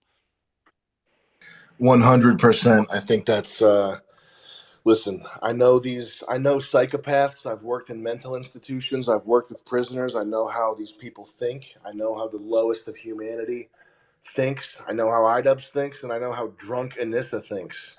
And that's exactly the situation, Keem. Sam, can you talk about the first Creator Clash and the conflict that your team had with Anissa and Ian? Can you talk about that? Like what that experience was like? Of course. Anissa and Ian. we should start calling him Ian. By the way, that's him taking her last name is so awesome, man. Ian. I forgot. So I bought 5 front row tickets. I spent something like $20,000 on front row tickets for Creator Clash 1. And I forgot exactly why Ian had his panties in a bunch over my existence at that point. But what he did was, instead of canceling my tickets and instead of telling me that I wasn't invited, he waited until he was going to wait until I showed up there in person. The reason I didn't show up there in person at Creator Clash 1 was because I was too lazy and I didn't want to fly down. But and I also thought it would be funny to have the 5 front row seats be empty. But yeah, he was going to spring that on me. He was going to wait until I got to Tampa to tell me that I was banned from the event. How crazy is that, man? No, that sounds familiar. I'm gonna tell you why that sounds familiar. Because when I told him, when he asked me to about the Sam Hyde stuff, and was like, without telling me, it was like he was without telling me I wasn't allowed to go work with Sam Hyde. It was like he kept telling me I wasn't allowed to work Sam Hyde over the course of like 20 text exchanges that like we could get into another time. But I kept asking him, okay, look, I'm going to work with Sam Hyde. It's got nothing to do with you. Am I kicked out of the event? And he would say da da da da da da da and not answer my question. I say, dude, look, am I kicked out of the event? And then he would send me another paragraph not answering my question. And I'd be like, dude, am I kicked out of the event? Like, I have to schedule practice for this week right now with my coach. He wouldn't answer my question. And then he was like, ultimately, it's your decision. That was the last text we had. So I'm like, ultimately, it's my decision. What? I'm going to work with Sam Hyde. He's a comedian. It's got nothing to do with you. So, yes. So I said, okay, thanks. I'll fight. So that was like a week before I'm going to go see Sam Hyde. So then I'm in Providence for a week. So then he waits like 2 weeks to kick me out. Like, that's why I kept asking him, like, am I done now? Because I need to know. Because I'm scheduling training and stuff. Like, that sounds similar to Sam knowing he was going to, like, spring in on him to the last minute, wait till you get to Tampa, and then tell you you're not allowed in. Like, that's why I'm asking for a heads up. Like, obviously, this whole Sam Hyde thing's got you shook for some reason when you could literally just call the dude and just be like, hey, Sam, like, let's squash all this. I know, like, it ain't – because it's not like you think Sam sits in his office all day while he's writing the script for a damn – fucking MD2 and shit. You think he's sitting there like, hey, how can we fuck with Ian and Yup. Anissa today? While I'm trying to get my $1 million brand I off the am. ground. Dude, Froggy, I think that you should do a live stream, like a whole concert, like a whole show, raise a bunch of money for charity on April 15th. Yeah, I'm down for whatever makes people happy about the situation. If y'all want me to go away, I'll go away. If y'all want me to fight, I'll fight. If y'all want me to do a concert, I do a concert. Whatever makes people happy, like, cool. Well, think about how many people are not going to be watching Creator Clash because you're not involved, right? Well, I mean, they could watch both because, I mean, shit, that's more to charity. Whatever y'all want to do. I'm just saying, like, that money should still go to your charities that you were trying to raise for, you know? Yeah, for sure. I mean, who's got it worse than fucking kids with cancer? That's like the only fun part of life. Bro, is it just crazy? Like, Froggy's just such a nice guy. Like, he's like the least like toxic person I think I actually know. It's like insane. It's funny because Anissa's like, mom really? was more toxic than he was in the toxic exchange. I know. I only got toxic like that because I knew I was kicked out, and I was just like, "Fuck it." It's weird, just like of all people, to happen to like Froggy. Like, it just doesn't make any sense. I don't get it. Like I said, it'd be one thing if it was the most fucked up jokes that you were going off, if you were just saying some wild shit. But it's like, it was one very light OnlyFans joke, and it's just all right, removed. So unless there's like a million things you've done behind the scenes that we have no fucking idea of, it just sounds like such an over fucking Mutahar, that's what they're making it seem like. They're making it seem like there's a million things that he's done behind the scenes. That's what they're literally saying. That's why I said the Chat GPT prompt. It's like, none of those fucking things mean shit to me if you're like, just say, oh, because of a million things behind the scenes that you also don't elaborate on. Like, what? Like, if you told me what he did behind the scenes, maybe I'd be more sympathetic towards your cause, right? Yeah, we have no details. Like, how? Look, if I'm going to be fair and balanced, how can I when I don't know your side? All I see is what's available to me publicly, and then you kick him. And I'm like, well, that's an overreaction. Like, give me your side. What exactly is the issue? Well, they're saying, Keemstar, they're saying that he violated their quote-unquote legally binding code of conduct. They're saying he violated that. So my question is making an OnlyFans joke part of the legally binding code of conduct? I mean, Froggy, have you seen the code of conduct? He broke the law, damn it. Yeah, he broke the law, I guess. Or some shit. It's just, it's so ridiculous. The craziest part too is like usually people with OnlyFans and shit, like I've met a lot of people with OnlyFans, and usually they're like the last people to get offended at an OnlyFans joke. Like people that do fucking OnlyFans. That's why it's almost so surprising to me that like she's that sensitive. Bro, she's not just an OnlyFans model. She was a fucking titty streamer who routinely had to like fight off trolls in chat for years. Then she became an OnlyFans model. She's been dealing with this stuff for like the last half decade. Why is this still a problem? And I'll tell you what the problem is they send out mixed messages about not having a problem with it, but then having a problem with it at the same time. Well, yeah, it's fake it till you make it, but they never made it. For anybody that doesn't know the history, this is why it's so infuriating to us, like to anyone that's been on the internet for a while, right? Like, so iDubbbz was the content cop, right? Leafy was like an internet bully. So he goes and he targets Leafy, and he's trying to find something that Leafy is insecure about, right? And he brings up the point that Leafy has no chin. Like, now he's found Leafy's kryptonite, right? And bullies the shit out of Leafy, right? So it's like, that's what this guy did. But the kryptonite to iDubbbz is Sam Hyde. And we're watching iDubbbz just lose his mind, hurt his own boxing event over Sam Hyde over and over and over again. It's like his absolute kryptonite. You've taken like a year from this dude's life, all because of what? A fucking interview, a fucking documentary that went badly, and now he wakes up in the middle of the night in a cold sweat. And like I feel like I should just address like one thing too, and like I feel like not to like shit talk nobody or anything like that, but like the whole like thing with like Anissa's like, oh, Anissa's like a mother hen that just like tucks you in and you get a cup of milk and a cookie before bed. Like Anissa never reached out to me one time about anything regarding my training a single time. And I'm not even trying to be like, it's just like when they come out with these statements, it's like it's such a caring environment where everyone is happy and we all wear the same Nike tracksuits. It's just like, no, just don't do that. Then I don't got to address it. Right. Dad kept making those statements that, like, look, Anissa's the one that calls you all the time to check in on you and make sure you're okay. And like, maybe that's true with Dad. Maybe that is his experience. But that's not been Froggy's. Like, Froggy has said from the very beginning, they don't call him. No, dude, I got 3 calls from Ian, bro. I got one call from Ian when we were trying to figure out how I could pay for training leading up to the event. I got another call from Ian when he was about to fight Greg Paul. Hold up. Here's another opportunity. This is what really blows my mind, okay? Greg Paul was in the cards for Ian to fight. Greg Paul. And I'm like, I suggested this before. I suggested it to Ian when we first started talking. I was like, dude, you should fight Greg Paul. And he was like, blah, blah, blah. Then Greg Paul's on the card. He calls me. I'm like, dude, do it 100%. Like, this fight will sell out if you fucking fight Greg Paul. 1,000%.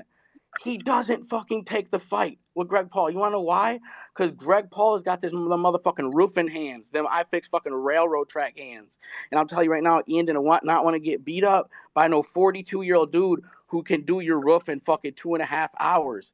Who done landscaping for all of Ohio. Who's literally probably got the state on his fucking back. So Ian did not want that. That was, look, you know what? I've been saying this. So that was the second call. Now look, the third call is 15 minutes after Sam Hyde retweets me. So we got one call about here's how we can figure out your training money. Second call is, hey, I could fight Greg Paul, but I'm not gonna. Third call is, hey, buddy, heard you know Sam Hyde. Got some people coming to your house, not literally, but like, hey, buddy, heard you know Sam Hyde. What's going on here? I know everything that Sam Hyde does from the time he wakes up to the time he goes to sleep revolves around me. So what are you guys cooking up over there? Yeah, to talk about Greg Paul would have destroyed iDubbbz. Greg Paul would destroy fucking anybody in this. Greg Paul, let's give respect to Greg Paul in the state of Ohio and what they've made. Because the fucking Pauls, them ain't no fucking joke. I wouldn't fight Greg Paul if I was Ian. So I'm not even mad at him for that. But I'm saying if it's for charity, you got to take that Greg Paul ass whipping and you sell out that damn arena. Greg Paul is like one of the scariest humans alive. I can't imagine somebody actually fighting that guy. Like, he's just very scary.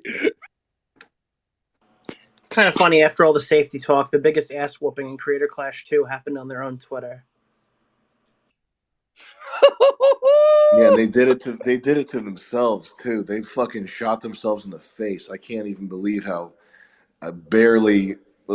nobody did any hardly any work on this. Like, I hardly said shit. They just ripped their own face right off. Is saying that you're going to subscribe to somebody's OnlyFans, like, is that really like How is offensive? that? Like, Yeah, bro, How that's is that worth even an getting beheaded, insult? If bro. you don't care about the What fact the that you're on fuck? OnlyFans, how is that even an insult? yeah, it's like you have an OnlyFans, I'm though, gonna but you follow do you on have an Twitter. I'm OnlyFans. gonna follow you on Twitter. Yo, Like I that, just need to add real quick. I was doing some like research just because I was bored, and like I was finding videos of Anissa and like Chris Raygun from a while ago, like literally like going on dates and shit, and like heavy flirting with each other. So like if you actually look at that and then think that Froggy Fresh is Chris Raygun's opponent, it actually makes so much Bro, sense for look why it. that's a Can valid I speak some criticism. truth? Can I speak some truth as far from my perspective, bro? Look it. I already knew Ian and Chris Raygun had a history. Like I already knew they had some stuff going on. So when Ian got a hold of me and was like, "Hey, look, you want to be in Creator Clash?" He was like, "Hey, you want to be in Creator Clash? Here's your two options." And it's like one was like this 115-pound boy who looks like he had never like who looks like he was could walk sometimes, and the other person was Chris Raygun. So obviously Ian knows, okay, Tyler's not gonna beat up some kid who like walks sometimes. He was like, he's gonna take the Chris Raygun fight. I already knew Ian and I already knew Anissa and Chris Raygun had history. I was like, damn, I see all the cards now. Chris Raygun went to Creator Clash 1 and like went there and he probably had sex that night and was like, shit, I could beat up fucking Michael Reeves and Stephen Graham. And he was like, Anissa, put me in this bitch. And he was like, this is how it happened. And he was like, oh shit, fucking Anissa's boyfriend's gonna be fighting. He's gonna win his fucking fight against these fucking nerds. And then it's gonna be like Anissa and fucking him celebrate while I get my fucking face punched in on whoever I fight after I turn down Greg Paul or whatever. So I'm thinking this motherfucker wants me to beat the shit out of Chris Raygun because he knows like I'm one of these creators that don't fucking got like pillow hands. So Wait, Froggy. he brings my trailer park ass in there because he wants me to fuck up Chris Raygun. And I was like, I mean, fuck it, whatever like brings money for charity is what I'm down for. Froggy.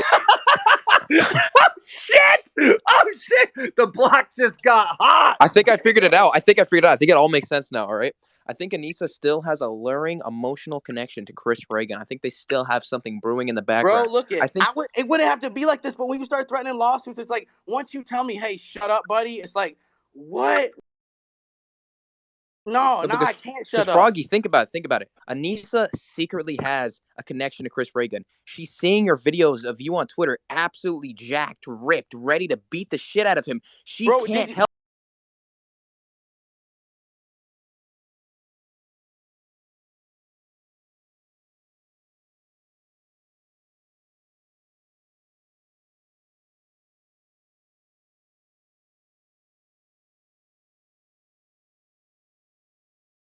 dude, there's She like can't help websites. watch her Yeah, dude, there's secret a love, website Chris Reagan.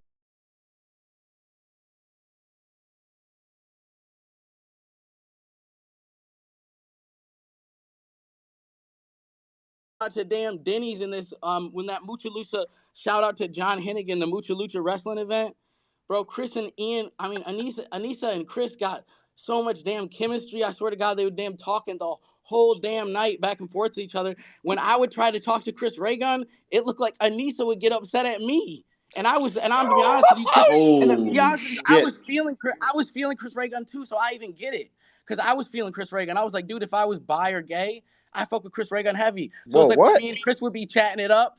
When me and Chris would be chatting it up, it was like Anissa be looking at me like I'm trying to take her fucking man. God damn. Keem, to answer your question too, I'm literally watching a video right now on Anissa's YouTube channel, and she's like basically, like, it looks like they're dating. Like if you were to show this to anybody, they look like they're dating. They're going out to So, eat at restaurants, like fancy restaurants by themselves. Like it looks like they're dating. so the theory goes like this, right? She couldn't date Chris Raygun because Chris Raygun started dating Lacey Green. She lost her opportunity. So she started dating a Chris Raygun lookalike, which is iDubbbz, because they look similar. That's the online theory and meme. Yeah, pretty much.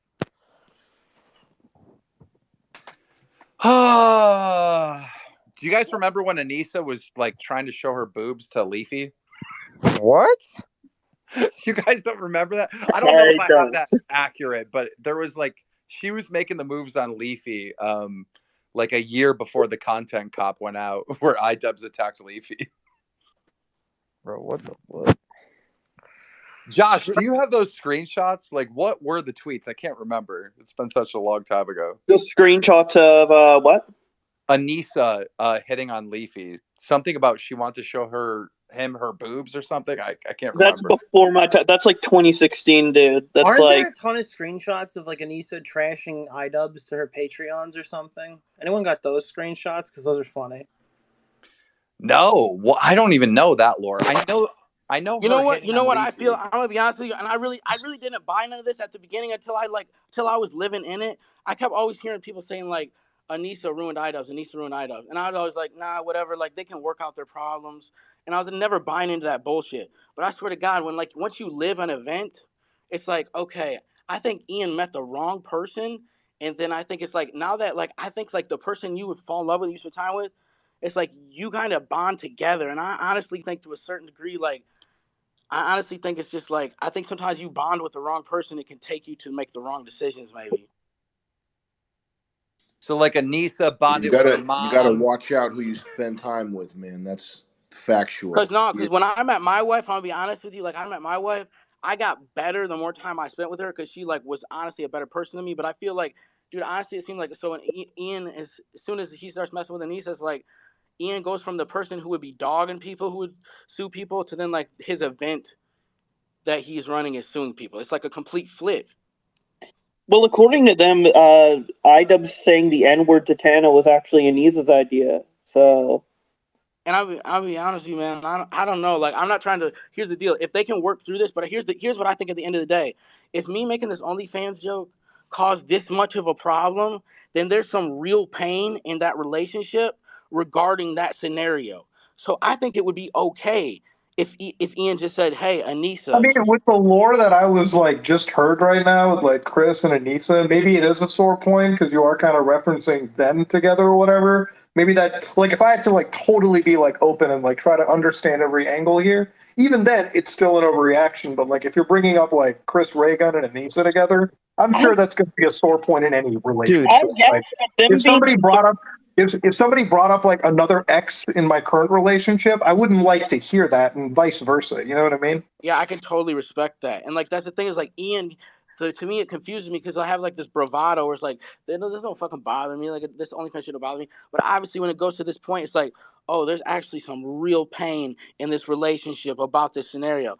And honestly, I feel like Ian really feels that way. He needs to straight up just talk to Anissa and be like, hey, this shit is breaking my heart and has since you started it. I actually love and care about you. And when Damn. people bring this up, it hurts me. So if you stopped, could heal our relationship and we could grow closer together and continue to make sacrifices. Yo, Froggy, You're a dead good ass, kid. You're a fucking good kid, Froggy Fresh. You are a good man. dead ass. I Dude, think the you problem. have been treated so 1 minute. You have been treated so horrible. You've been shit on by these people. They're threatening to fucking sue you. And you're still just trying to get to the bottom of it. And you're Honestly, trying because to honestly, I don't even think divorce is actually the answer. Because everyone's like, you need to leave that bitch, blah blah. But I'll be honest with you, it's like I don't think divorce is actually the answer. Because I think once two people agree, like, hey, we're about to do this shit together, I don't think divorce is ever the answer. So honestly, what they need to do is Ian needs to be like, this is what's fucking me up, and we need to work through this shit because this shit hurt. So iDubbbz needs to actually man up and tell his wife, like, hey, look, we got some issues. We need to solve them. Yeah, this shit hurt. Yeah. Like I was thinking though, like I think part of the problem is, iDubbbz used to have a special power called Virgin Wrath, and he'd take the anger that he had around his virginity, and he would use it as a mechanism to attack other people and to be the iDubbbz that we all knew. And the problem is he finally got some pussy in his life, and now he's just turned into a bitch, and he's lost it. He's lost it. He has no more of that built up aggression. Because now, whenever he wants, he can just go take it out on Anissa. So now it's all gone. Like we need to get iDubbbz's Virgin Wrath back. It's the only way we could possibly fix this conundrum. I don't know. Does anyone here just think it's possible Ian just sucks now? I'm sorry. I Yeah, tired on this 'cause, whole like- Anissa thing. Like, at some point, you have to hold him accountable for the shit that he does. exactly. Yeah, And I like you mean, guys are like, putting way too much blame on her. They're Dude, both what it married. reminds me of You is have like to decide these things together. what it reminds me of is like it reminds me of like not to make a crude analogy, But it reminds me of, instead of putting clothes on Anissa, he demands that the entire audience is blindfolded. Wow, that was intelligence right there. That was deep. That was That was levels. deep. Get biblical tonight. That was actually levels. deep, bro. Like, I'm never gonna forget that quote, Froggy. Like, my whole life, I'm gonna remember that. But what Froggy just said makes perfect sense, right? It's not that they are wrong. It's that the entire audience, everybody mad at the decision, they're the ones that are wrong. It's like it's deep.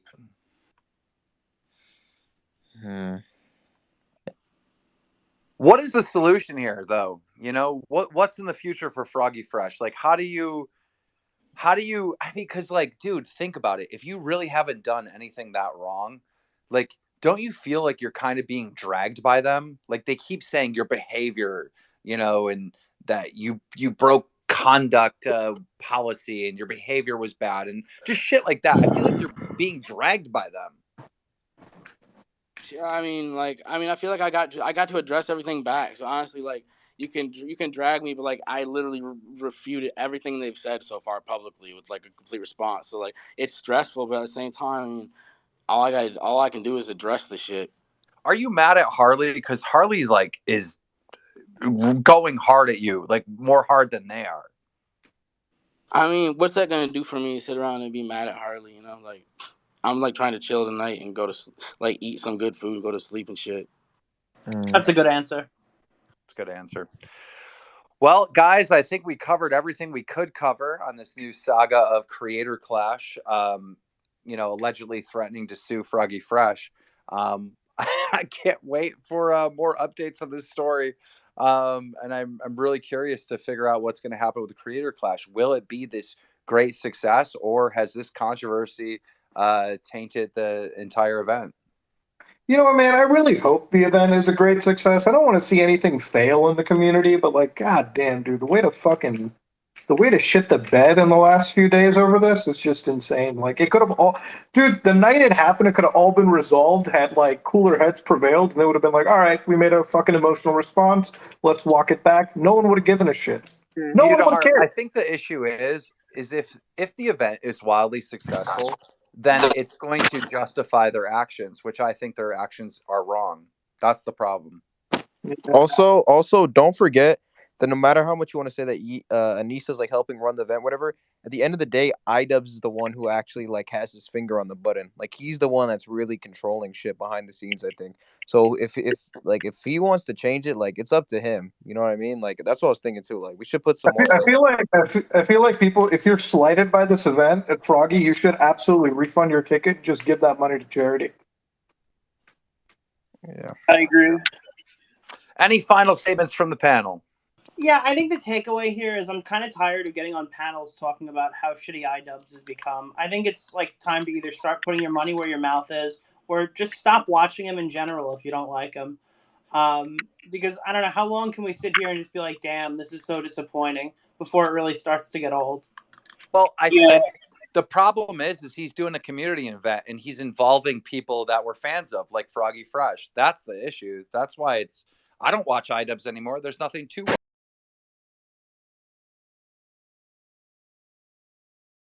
watch, Like, how, like, right now, this moment, like, swear to God, say I'm lying. Swear to God, right now, if literally everybody manned up and was like, all right, fuck this bullshit, they let me fight my fight now with all the hype around this fucking fight.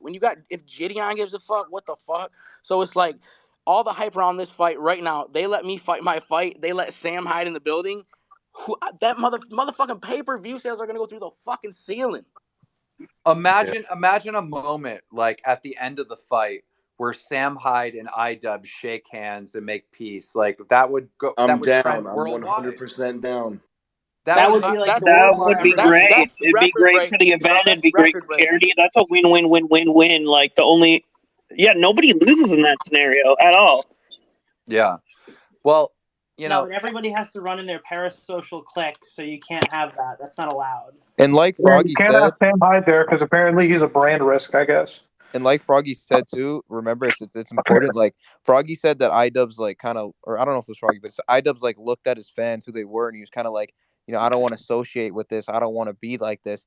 But he has to remember at the end of the day, those fans are the ones that are buying the tickets to Creator Clash. Those fans are the ones that he's setting this whole thing up for. That's the audience.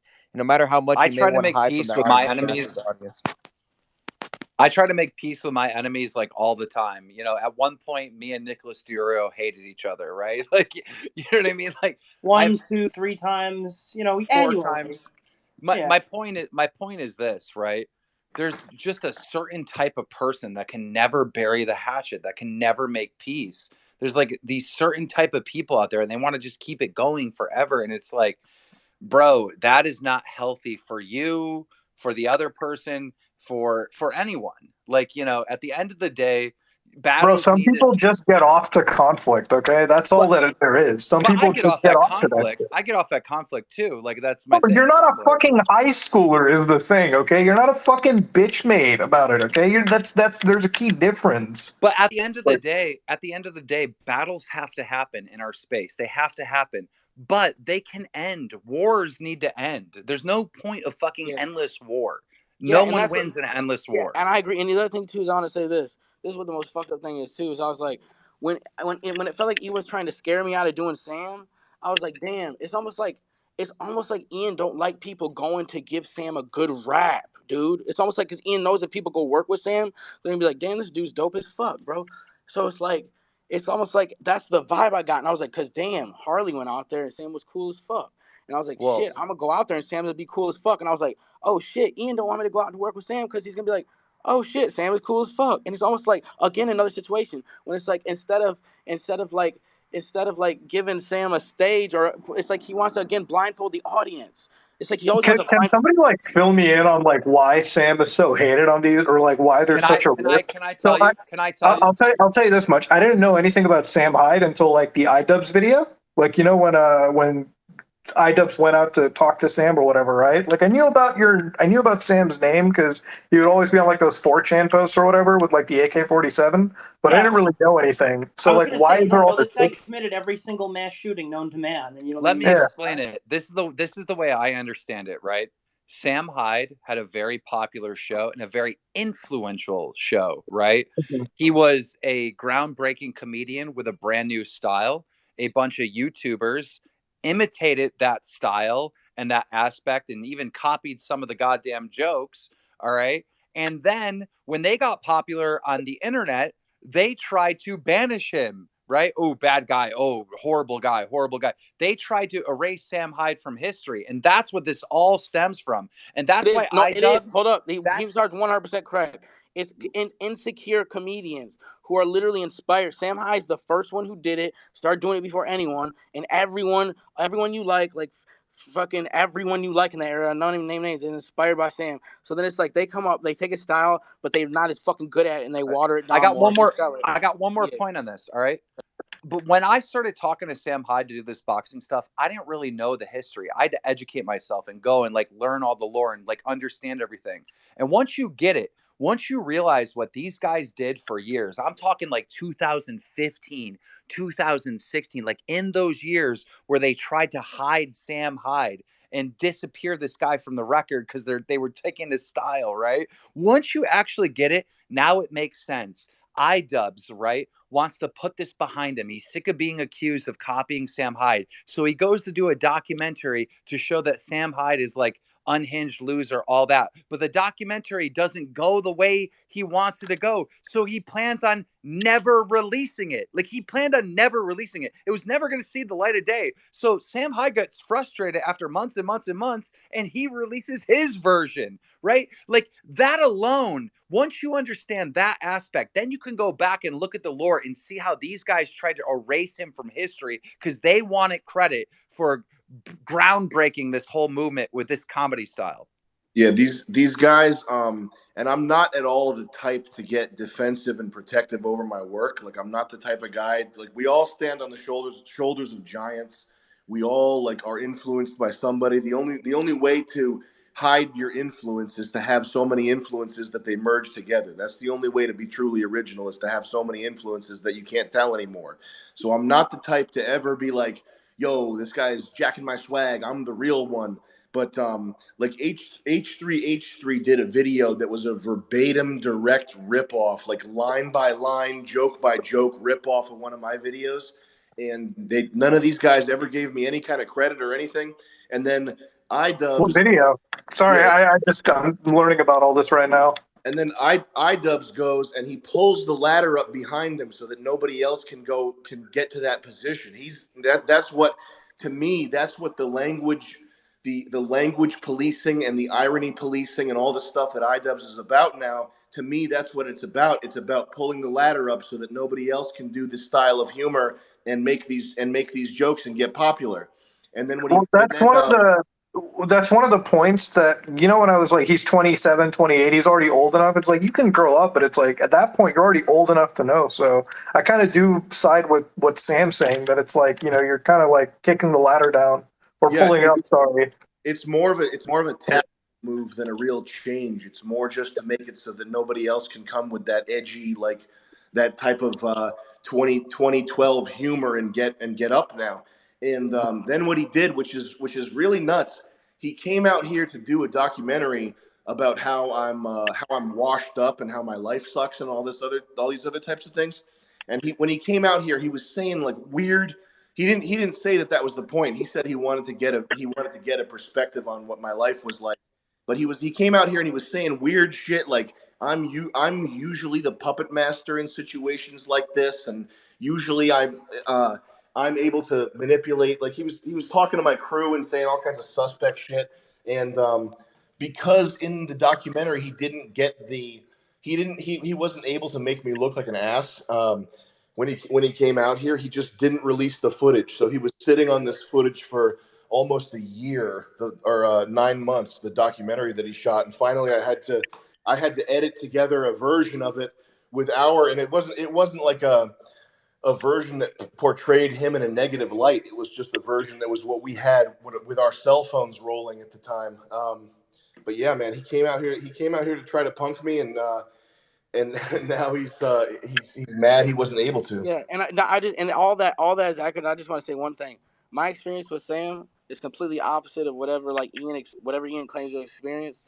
I went out there. Sam had already people lined up, paying them on this right there on the spot, lots of money without not trying to be upfront about it. I could just see he was paying people to come in and out to train me.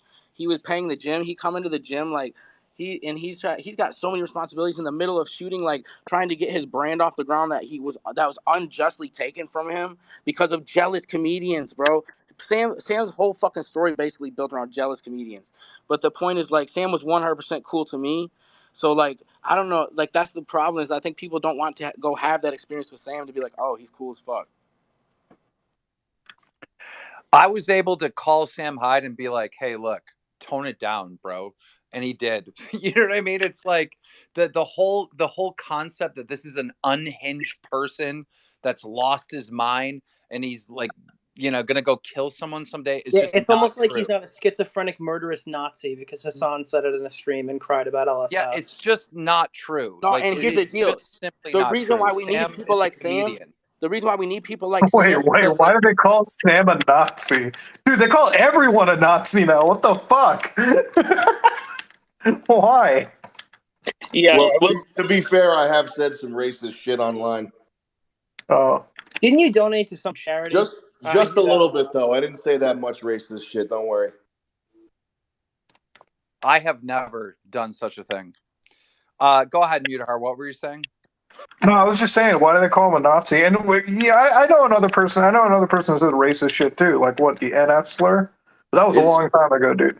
It's just a way to defame anybody who's vague, even a little bit right wing, even a little bit of a Trump supporter. It's just the catch-all term that you use to slander anybody who's not a, fucking rainbow flag waving guy. Hassan Piker seems like the type that would be promoting punch a Nazi, but he won't fight you. But I'm begging him to punch a Nazi. I'm begging him to put me out of my misery. He's such an alpha male, Keem. He's such a tough guy. He's the biggest man in Japan. He's got such broad shoulders. Keem, I'm not I'm not that good at boxing. I'm slow. I'm almost 40 years old. Yeah. I put up 2 million. I told what's his name? Hassan. I told him I would put up $2 million of Bitcoin if from a mystery donor. But we have a real Bitcoin address with $2 million, at least when it was $60,000 of Bitcoin. We had $2 million in there.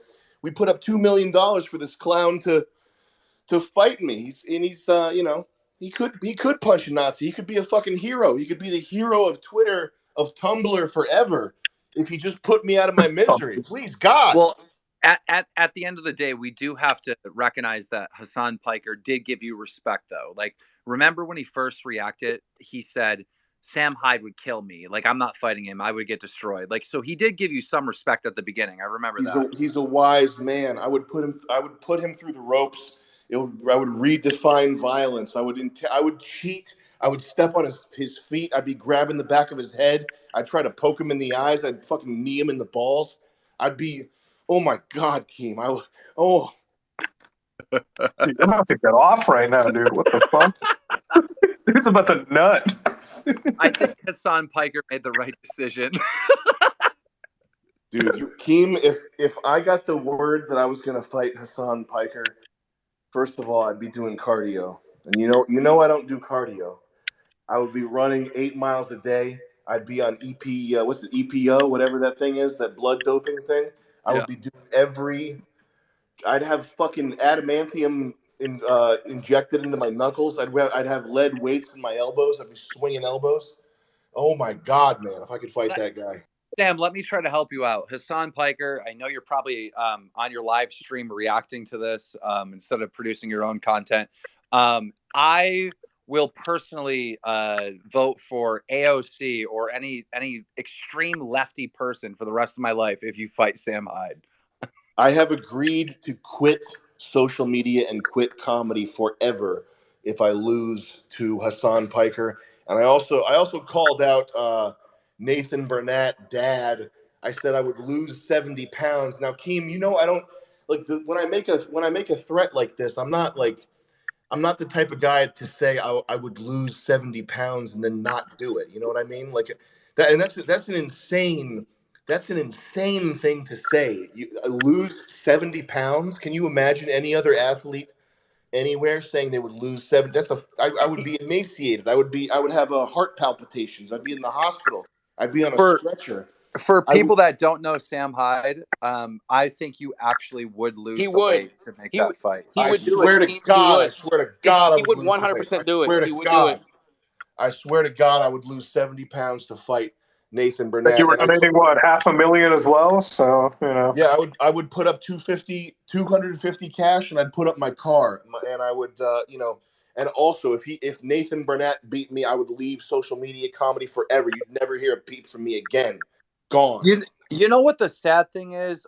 I hope Creator Clash isn't turning like political, right? And isn't like going to become like a lefty thing or whatever. Because if that's the case, like, dude, no, like lefty and righty people, wherever they are in the political spectrum, they have to be on the same event. Like, we have to like do stuff together. We can't just separate the fucking country into two sections. Like, that's so stupid. And I really hope that is not part of this either, right? Where they're looking at Sam and they're calling him like a conservative or something. I'm gonna tell you what it is, though. I'm gonna tell you what it is. They have it separated like this. They are separating it like left and right. And I'm telling you, over there at Creator Clash is like the Patty Cake Boys, and they let me in, and like I'm a big hitter. They let me in the Patty Cake Boy Club, and I'm telling you, over there at Misfits, where you and Sam swing, it's the hitter club, bro. And I'm telling you, that's why they're trying to keep that shit separated, because they let a mini, like I'm a mid hitter. They let a mid hitter in the Patty Cake Club, and that shit needs to be separated, King. There needs to be separation, actually. So I feel like you're wrong on that, because y'all are in the hitter club. Yeah, I was just talking about politics. I hope they are not introducing politics to their event, because for the record, I'm not even political. I hate Hassan because he wears like puka shell necklaces and shit. Like, that's literally the basis for why I hate that guy, is because his swag makes me sick. It has nothing to do with politics. I misunderstood, King. Yeah, I agree. Don't keep things separated politically. I get along with everybody, but that guy in particular, his like fucking Pac Sun Zoomies swag is why I want to kill him. Dude, I never got along with Hassan Piker. I would disagree with one of his points and be like, well, you're wrong because of this. And I tweet at him and he'd respond with no counterpoint. He'd just be like ratio. I'm like, what the fuck is this? I thought this was the political debate guy on Twitch. You guys are fucking dipshit, cokehead. Word I can't say on Twitter Spaces. All right, guys. Is that it? Have we exhausted everything here? Yeah, I think we got away from the main point there a lot. I just want to point out, like, it would just be cool if they put Froggy back on the card. I don't know, man.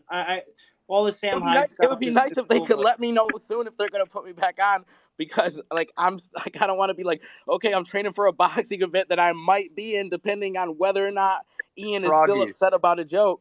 Froggy, imagine if it's a setup, right? Because obviously, you know, they love Chris Ray-Gun, right? So what if it's like, or well, she loves Chris Ray-Gun. What if it's a setup where like 2 days before the event they announce that you're back on?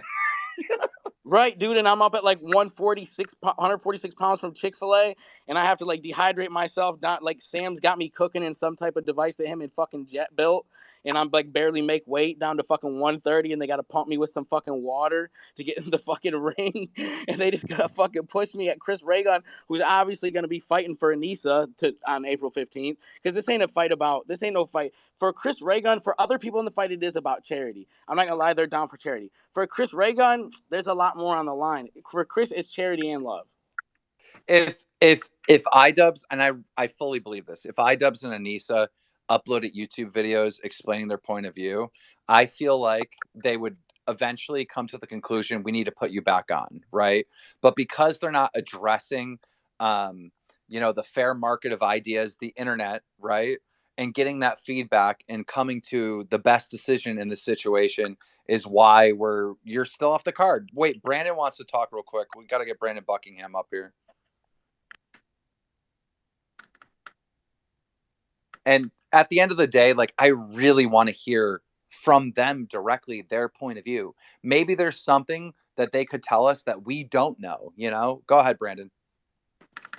I was just saying, why was Sam banned from the first Creator Clash? Like, what exactly did he do to be banned from that?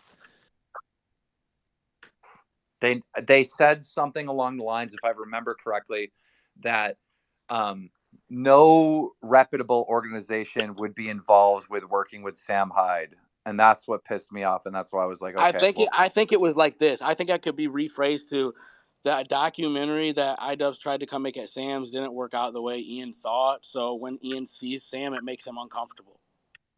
Yeah, we were told that even wearing Sam's merch at the event last time would get you banned from it.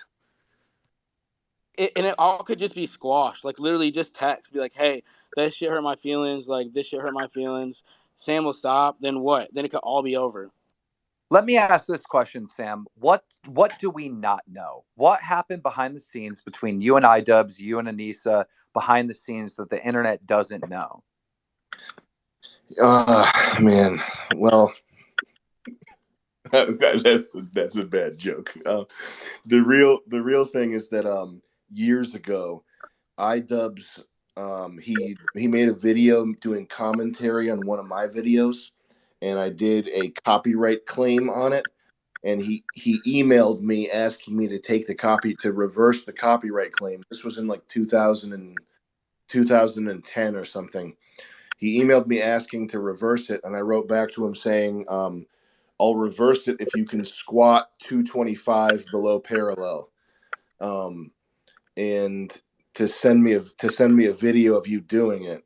And I forgot that was the case, but years later, 2021 or whenever this documentary was made, he comes out, and after he had been with us for 6 or 7 days, chilling, recording footage, he gets me in the interview part where he's like sitting down doing a sit down interview, and he's like, he says, "Do you remember our first email? Do you remember when I emailed you back in 2010 or whatever?" And I said, "No." And then he springs it on me that I copyright striked his video and told him to lift weights. And I asked him if I made an enemy doing that, and he said he jokingly sort of smirked and said, "Yeah, you kind of did." So his all along his plan was to come out here and do this documentary, make me look like an asshole. And he said he said it would be easy because I am an asshole. That's why he said it would be easy to make me look like an asshole because I am an asshole. And that's his motivation for doing the documentary. And even after that, I was still thankful. I was still like, bro, you got more subscribers than me. Thank you for making this documentary. Like, I'm excited. I think it's cool. I'm glad we got to hang out or whatever. Like, I wasn't put off by his the sort of like negative inception of this document. I don't give a shit if it turns out to be some cool project that we make together. Then I'm cool with it. But he just has had it out for me ever since that day. He's got that tiny. I think it's like a tiny. It's just a small soul, like a small heart. He's got a tiny little heart that like doesn't have a lot of room for mercy, or doesn't have a lot of room for forgiveness or something like that. He's one of those hold a grudge for eternity type of dudes.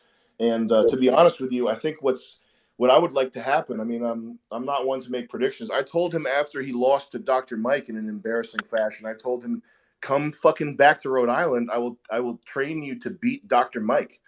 Like, I'm not, and I don't even want clout from this. I don't want him to do a documentary about me training him to beat Dr. Mike. I don't care if he ever tweets about it. Like, I would fucking have him out here.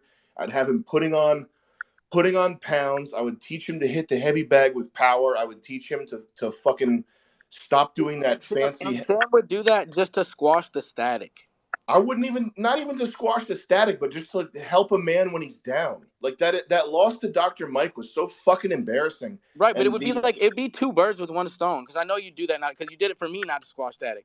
But like if you did it for him, it would do two birds with one stone. It'd be like it would, and I would help him just even the same way that you would help a homeless person or something. Like his training with his fake coach Michael Briggs, where he's doing this like head movement shit and not hitting with power and doing these combinations that are like low to medium power that doesn't make sense. Like, how you need to learn to damage another human being. You need to learn how to boxing is about hurting people. You need to learn how to hurt somebody. So he would come out here. I would put pounds on him. I would get him big with lifting, and I would teach him how to hit with power. And I would teach him to stop doing trying to roll and weave punches. He's white.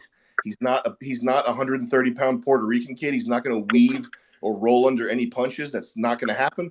But I would get him good. And I think my prediction was, if he loses to Alex Wasabi, that offer is still extended. I'll train him. I'll get him big.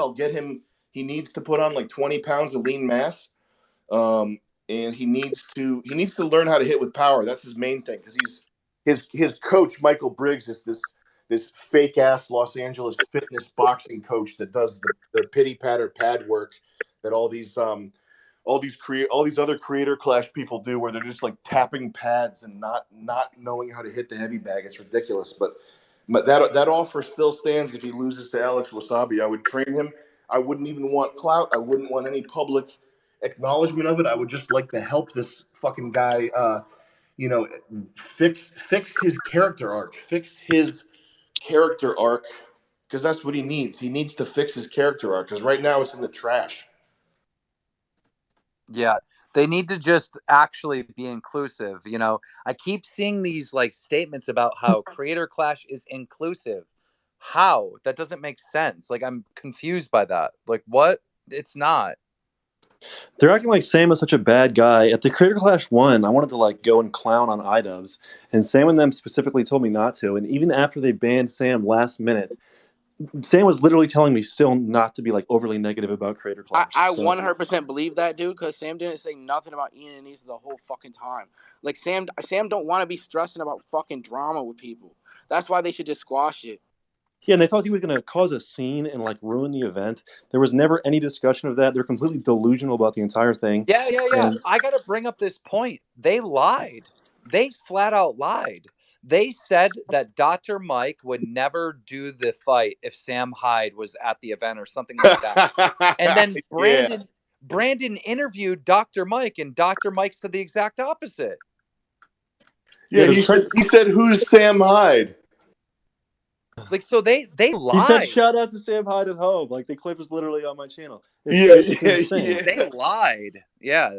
They're just trying to demonize Sam and blacklist him, and it's complete bullshit. It's not fair, and it's annoying that I even have to keep harping on being like, "Oh, Sam's a good guy. Sam's a good guy." Well, it's not working because every time they keep fucking trying to blacklist him. Like even like I said in the beginning, I had no fucking idea who Sam Hyde was. But ever since all of this, I'm more Team Sam than anything. Yeah, it's insane. like, I mean, oh, what? So Ian said the N word a few years ago. Is he all of a sudden some horrible guy? Should he be banned from things? It's, I mean, whatever. well, that's the thing. It's like if you want to get like the if you want to be like, hey, I was bad like years ago and now I'm reformed. Well, can't you apply the same to Sam as well? Like, is it only for like them that they can be like reformed and nobody else, or like nobody else can grow? I guess like, yeah, it's so fucking stupid. It's the Streisand effect too, because every commentary channel is going to be making a video shitting on them. Now they're in terrible light. Exactly. It's That's what I was thinking ridiculous. the whole They time. fucked Brandon up. is exactly right. 1000%. Because I was thinking, okay, look if you're upset about the OnlyFans joke, whatever. Like if this wasn't addressed, if they didn't even address it and just said, man, that's fucked up, whatever, it's no big deal. Dude, nobody would even be talking about this. Now every night I'm on here with Sam Hyde and Keemstar trying to discuss this OnlyFans joke. It's literally like, what were they thinking? Well, I want to talk about the lawsuit aspect of this, right? So if they are threatening a lawsuit, That's such a bitch-made thing to do, suing fucking creators. Like, get the fuck out of here, dude. Yeah, but listen to this. Actually think about this, right? If he's going to be sued, he's not going to be sued from iDubbbz or Anissa. He's going to be sued from Creator Clash. Well, where does Creator Clash get its money to sue somebody? Because lawsuits cost a lot of money. From fan donations, right? That's where the money's coming from. So you have fans buying a boxing match that are this is one of the most funding for charity. against Literally, YouTube is so. It's like I wanted to be a YouTuber. If you could have told me fast forward 10 years, YouTube's going to be crowdsourcing a lawsuit against you via Creator Clash too. Dude, think about how fucked up that is if they actually sue him, though. It's like fans' donations are going to be funding the lawsuit against him. Instead of helping kids with cancer, we're literally suing each other. They said all of the proceeds will go to the charities. Are they even legally allowed to use the money for anything else when it's like promised like that? Like, I'm not too familiar with the law. They can't say all the proceeds, right? Because like they have to pay for. You have to pay for overhead expenses, administration fees. Oh yeah, so they're paying the There's probably like some legal loophole or whatever, but still, all the fans will think it's going to charity and like the expenses for the event when it's really you going guys should to refund your money. Actually, take it away from the legal Froggy you made an OnlyFans joke, Y'all got to make a Froggy Fresh Goes to Prison 2023 YouTube creator video. No, you got to make that. If you get sued, I'm down to pay for your legal fees. I don't give a fuck. This shit is cringe as hell. Damn, bro, I appreciate Damn, I'm tweeting that right I now. gotta be honest with you, bro. The support from the internet has been crazy, unreal. Because when I first got this letter, I was like, what the fuck? Dog, I got a fucking mortgage and shit. Like, I'm gonna be fucked.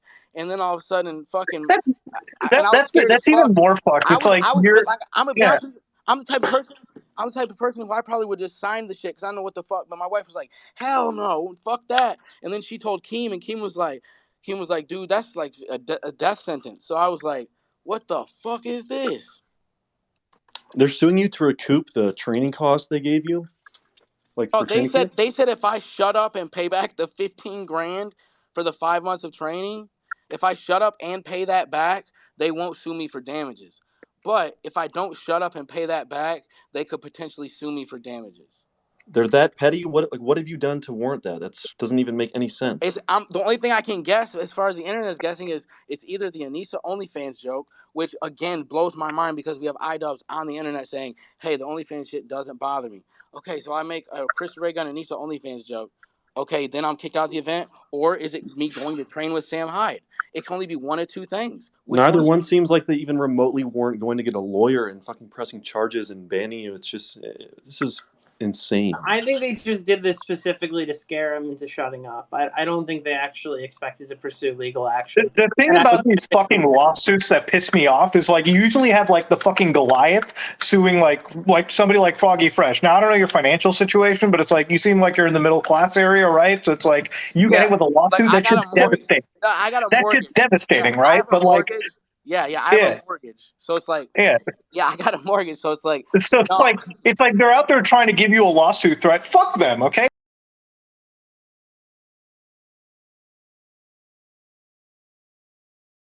Yeah, we'll cover the fucking.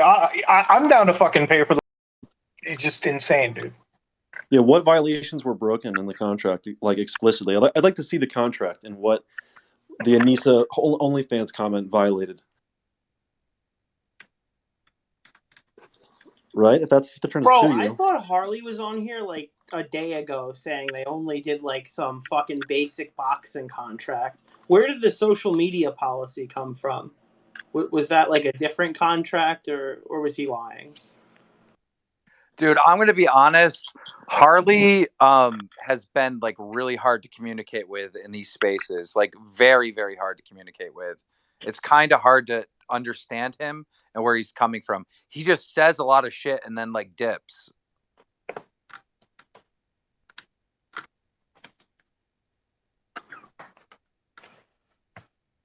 Remember the first space, like we thought maybe Harley was like high or something. And Yeah, then I don't want to shit on Harley, but it's been hard to listen to. I like Harley, but man, I don't know what the fuck same. he's talking about exactly. It's Absolutely. kind of like a shame that he believe has to what be he like the says. PR guy for this. I don't Yeah. think Harley's bullshitting. I think he like believes what he says or whatever, but maybe he's just hearing like one point of view more than the other. I don't know. He has his own opinion. He knows things that we don't as well. But I don't know. I just have to disagree with a lot of what he says based on what I know.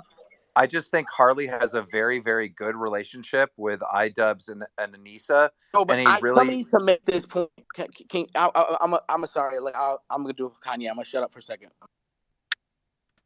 Okay, so I just think that he has a really good relationship with iDubbbz and Anissa, and that he loves Creator Clash, and he loves the fact that, you know, money's going to charity, and that this situation is fucking it all up. And now that Creator Clash is getting hate, he feels like he needs to like go in and defend it. Like that's the situation. Yeah, I agree. I would agree with that for sure. And I But mean, There's an emotional component, yeah. You can't But fucking this deny this is the him for point it. I keep think. This is the point I keep thinking of. Do you guys think this is weird? Do you think it's weird that like okay, fucking so Sam and iDubbbz had the beef, right? Do you think it's weird that Harley can be completely friends with iDubbbz, hang out with him, go to his event, and Sam doesn't? It doesn't affect Sam at all. Like Harley could go chill with Sam any day, anytime, anyways. But on the other hand, if Harley does some shit with Sam, then Ian won't be friends with Harley. So don't you think that's a little fucking weird? Like, doesn't that go to show you like who's the fucking weirdo? If he's Yeah, like, it's like a fucking weird ass rivalry you have with if your you're little friends cousin. with It's like him, one if sided. you're friend, it's like Ian saying, okay, if you're friends with him, then we can't be friends. But Sam's not fucking doing that. Sam's like, yeah, I mean, what the fuck I care if you're friends with Ian? Sam, I don't think about Ian. Sam Hyde, me and you, we need to make a community boxing event that raises money for charity. Like fast. Let's Yeah, I'm go. down to join in on that. It seems like the only way to counter this bullshit is to make something fucking equivalent that's just. Yeah, make something that's actually inclusive that involves everybody. Dust bangers. So now you're competing with a charity, Keem. Yeah, now I would be a competitor. Now I would be a competitor. But no, seriously, because dude, Creator Clash is such a good event. It really is. Like Dude, the concept. or the whole thing could be patched literally with Ian and Nisa coming to me and Sam and just being like, hey, fuck this. Let's do it for charity. And with this much hype, that bitch would sell the fuck out. And then everything could be fixed. What the fuck? Look, I have Exactly. all different types of issues with many different people, but I never let it get involved. Like I never let it fuck up business, right? So Exactly. like That was one of the last texts I sent Ian. I was like, dude, it really sounds to me like your personal shit is fucking up your business. Def Noodles is currently suing me now. If he came to me with a brilliant idea, I would go into business with him because nothing gets in the way of business. Like it just doesn't. Even Like, during your literally, lawsuit, you that'd could be be a like, fucking wild. That'd be tough to manage. In regards to the lawsuit towards Froggy Fresh, I wonder in the contract if there's a clause that if you speak on Anissa's OnlyFans, you'll be pulled from the event. You think there's an OnlyFans clause in the contract? Yeah, No, bro, there's not an section OnlyFans 60. clause. There ain't no OnlyFans clause. I think the OnlyFans clause is if you subscribe to her OnlyFans and you don't shoot a load so hard that your eyes roll into the back of your head. She owes me $19.95. Yeah, I looked up some pictures. She has one with the banana. It's really nice. But I'm going to hop out and go to bed, you guys. Peace out. Thanks for having me in here. Yeah, we tried to end this like 5 times. Guys, I put out a tweet. I just want to recognize Mutahar for fucking offering the legal fees. I still think Froggy Fresh, you should do like some type of fundraiser or something on April 15th so we can give some love to your charities. A lot of people are on your side with this. Like, again, not to bring up Duff Noodles again, but I seen his coverage. It seemed fair and balanced. I seen Philly D's. It seemed fair and balanced. I haven't seen anybody report this story where they were like wildly incorrect and wrong. Right. And it's like, it feels like that you getting kicked off this like really brought the community together. This is one of those issues where we seen it injustice and we want justice, you know? Right, I appreciate that. To be honest with you guys, like when I first went public with the shit, I did not think the internet was gonna be riding for me. But at the same time, I was not about to just sit there and shut the fuck up. Well, I really hope you start making music videos again and start making content again and just, you know. Yeah, and lastly, I also don't want to. I need to shut the fuck up about that because I'm not even trying to make it about myself. Literally, whatever the fuck you guys, the internet wants, I will shut the fuck up and never talk about this shit again. Y'all can have me fight. I'll do a concert. Like, literally, whatever fucking creates peace about the situation, makes the internet happy. Like, I fuck with 100%. At the end of the day, it's a pile of lemons, so you might as well make lemonade. Any final thoughts on stage? Thank you guys for all coming out. Go to my Twitter, retweet that tweet, and if there's more updates to the story, we will do another space. See you guys.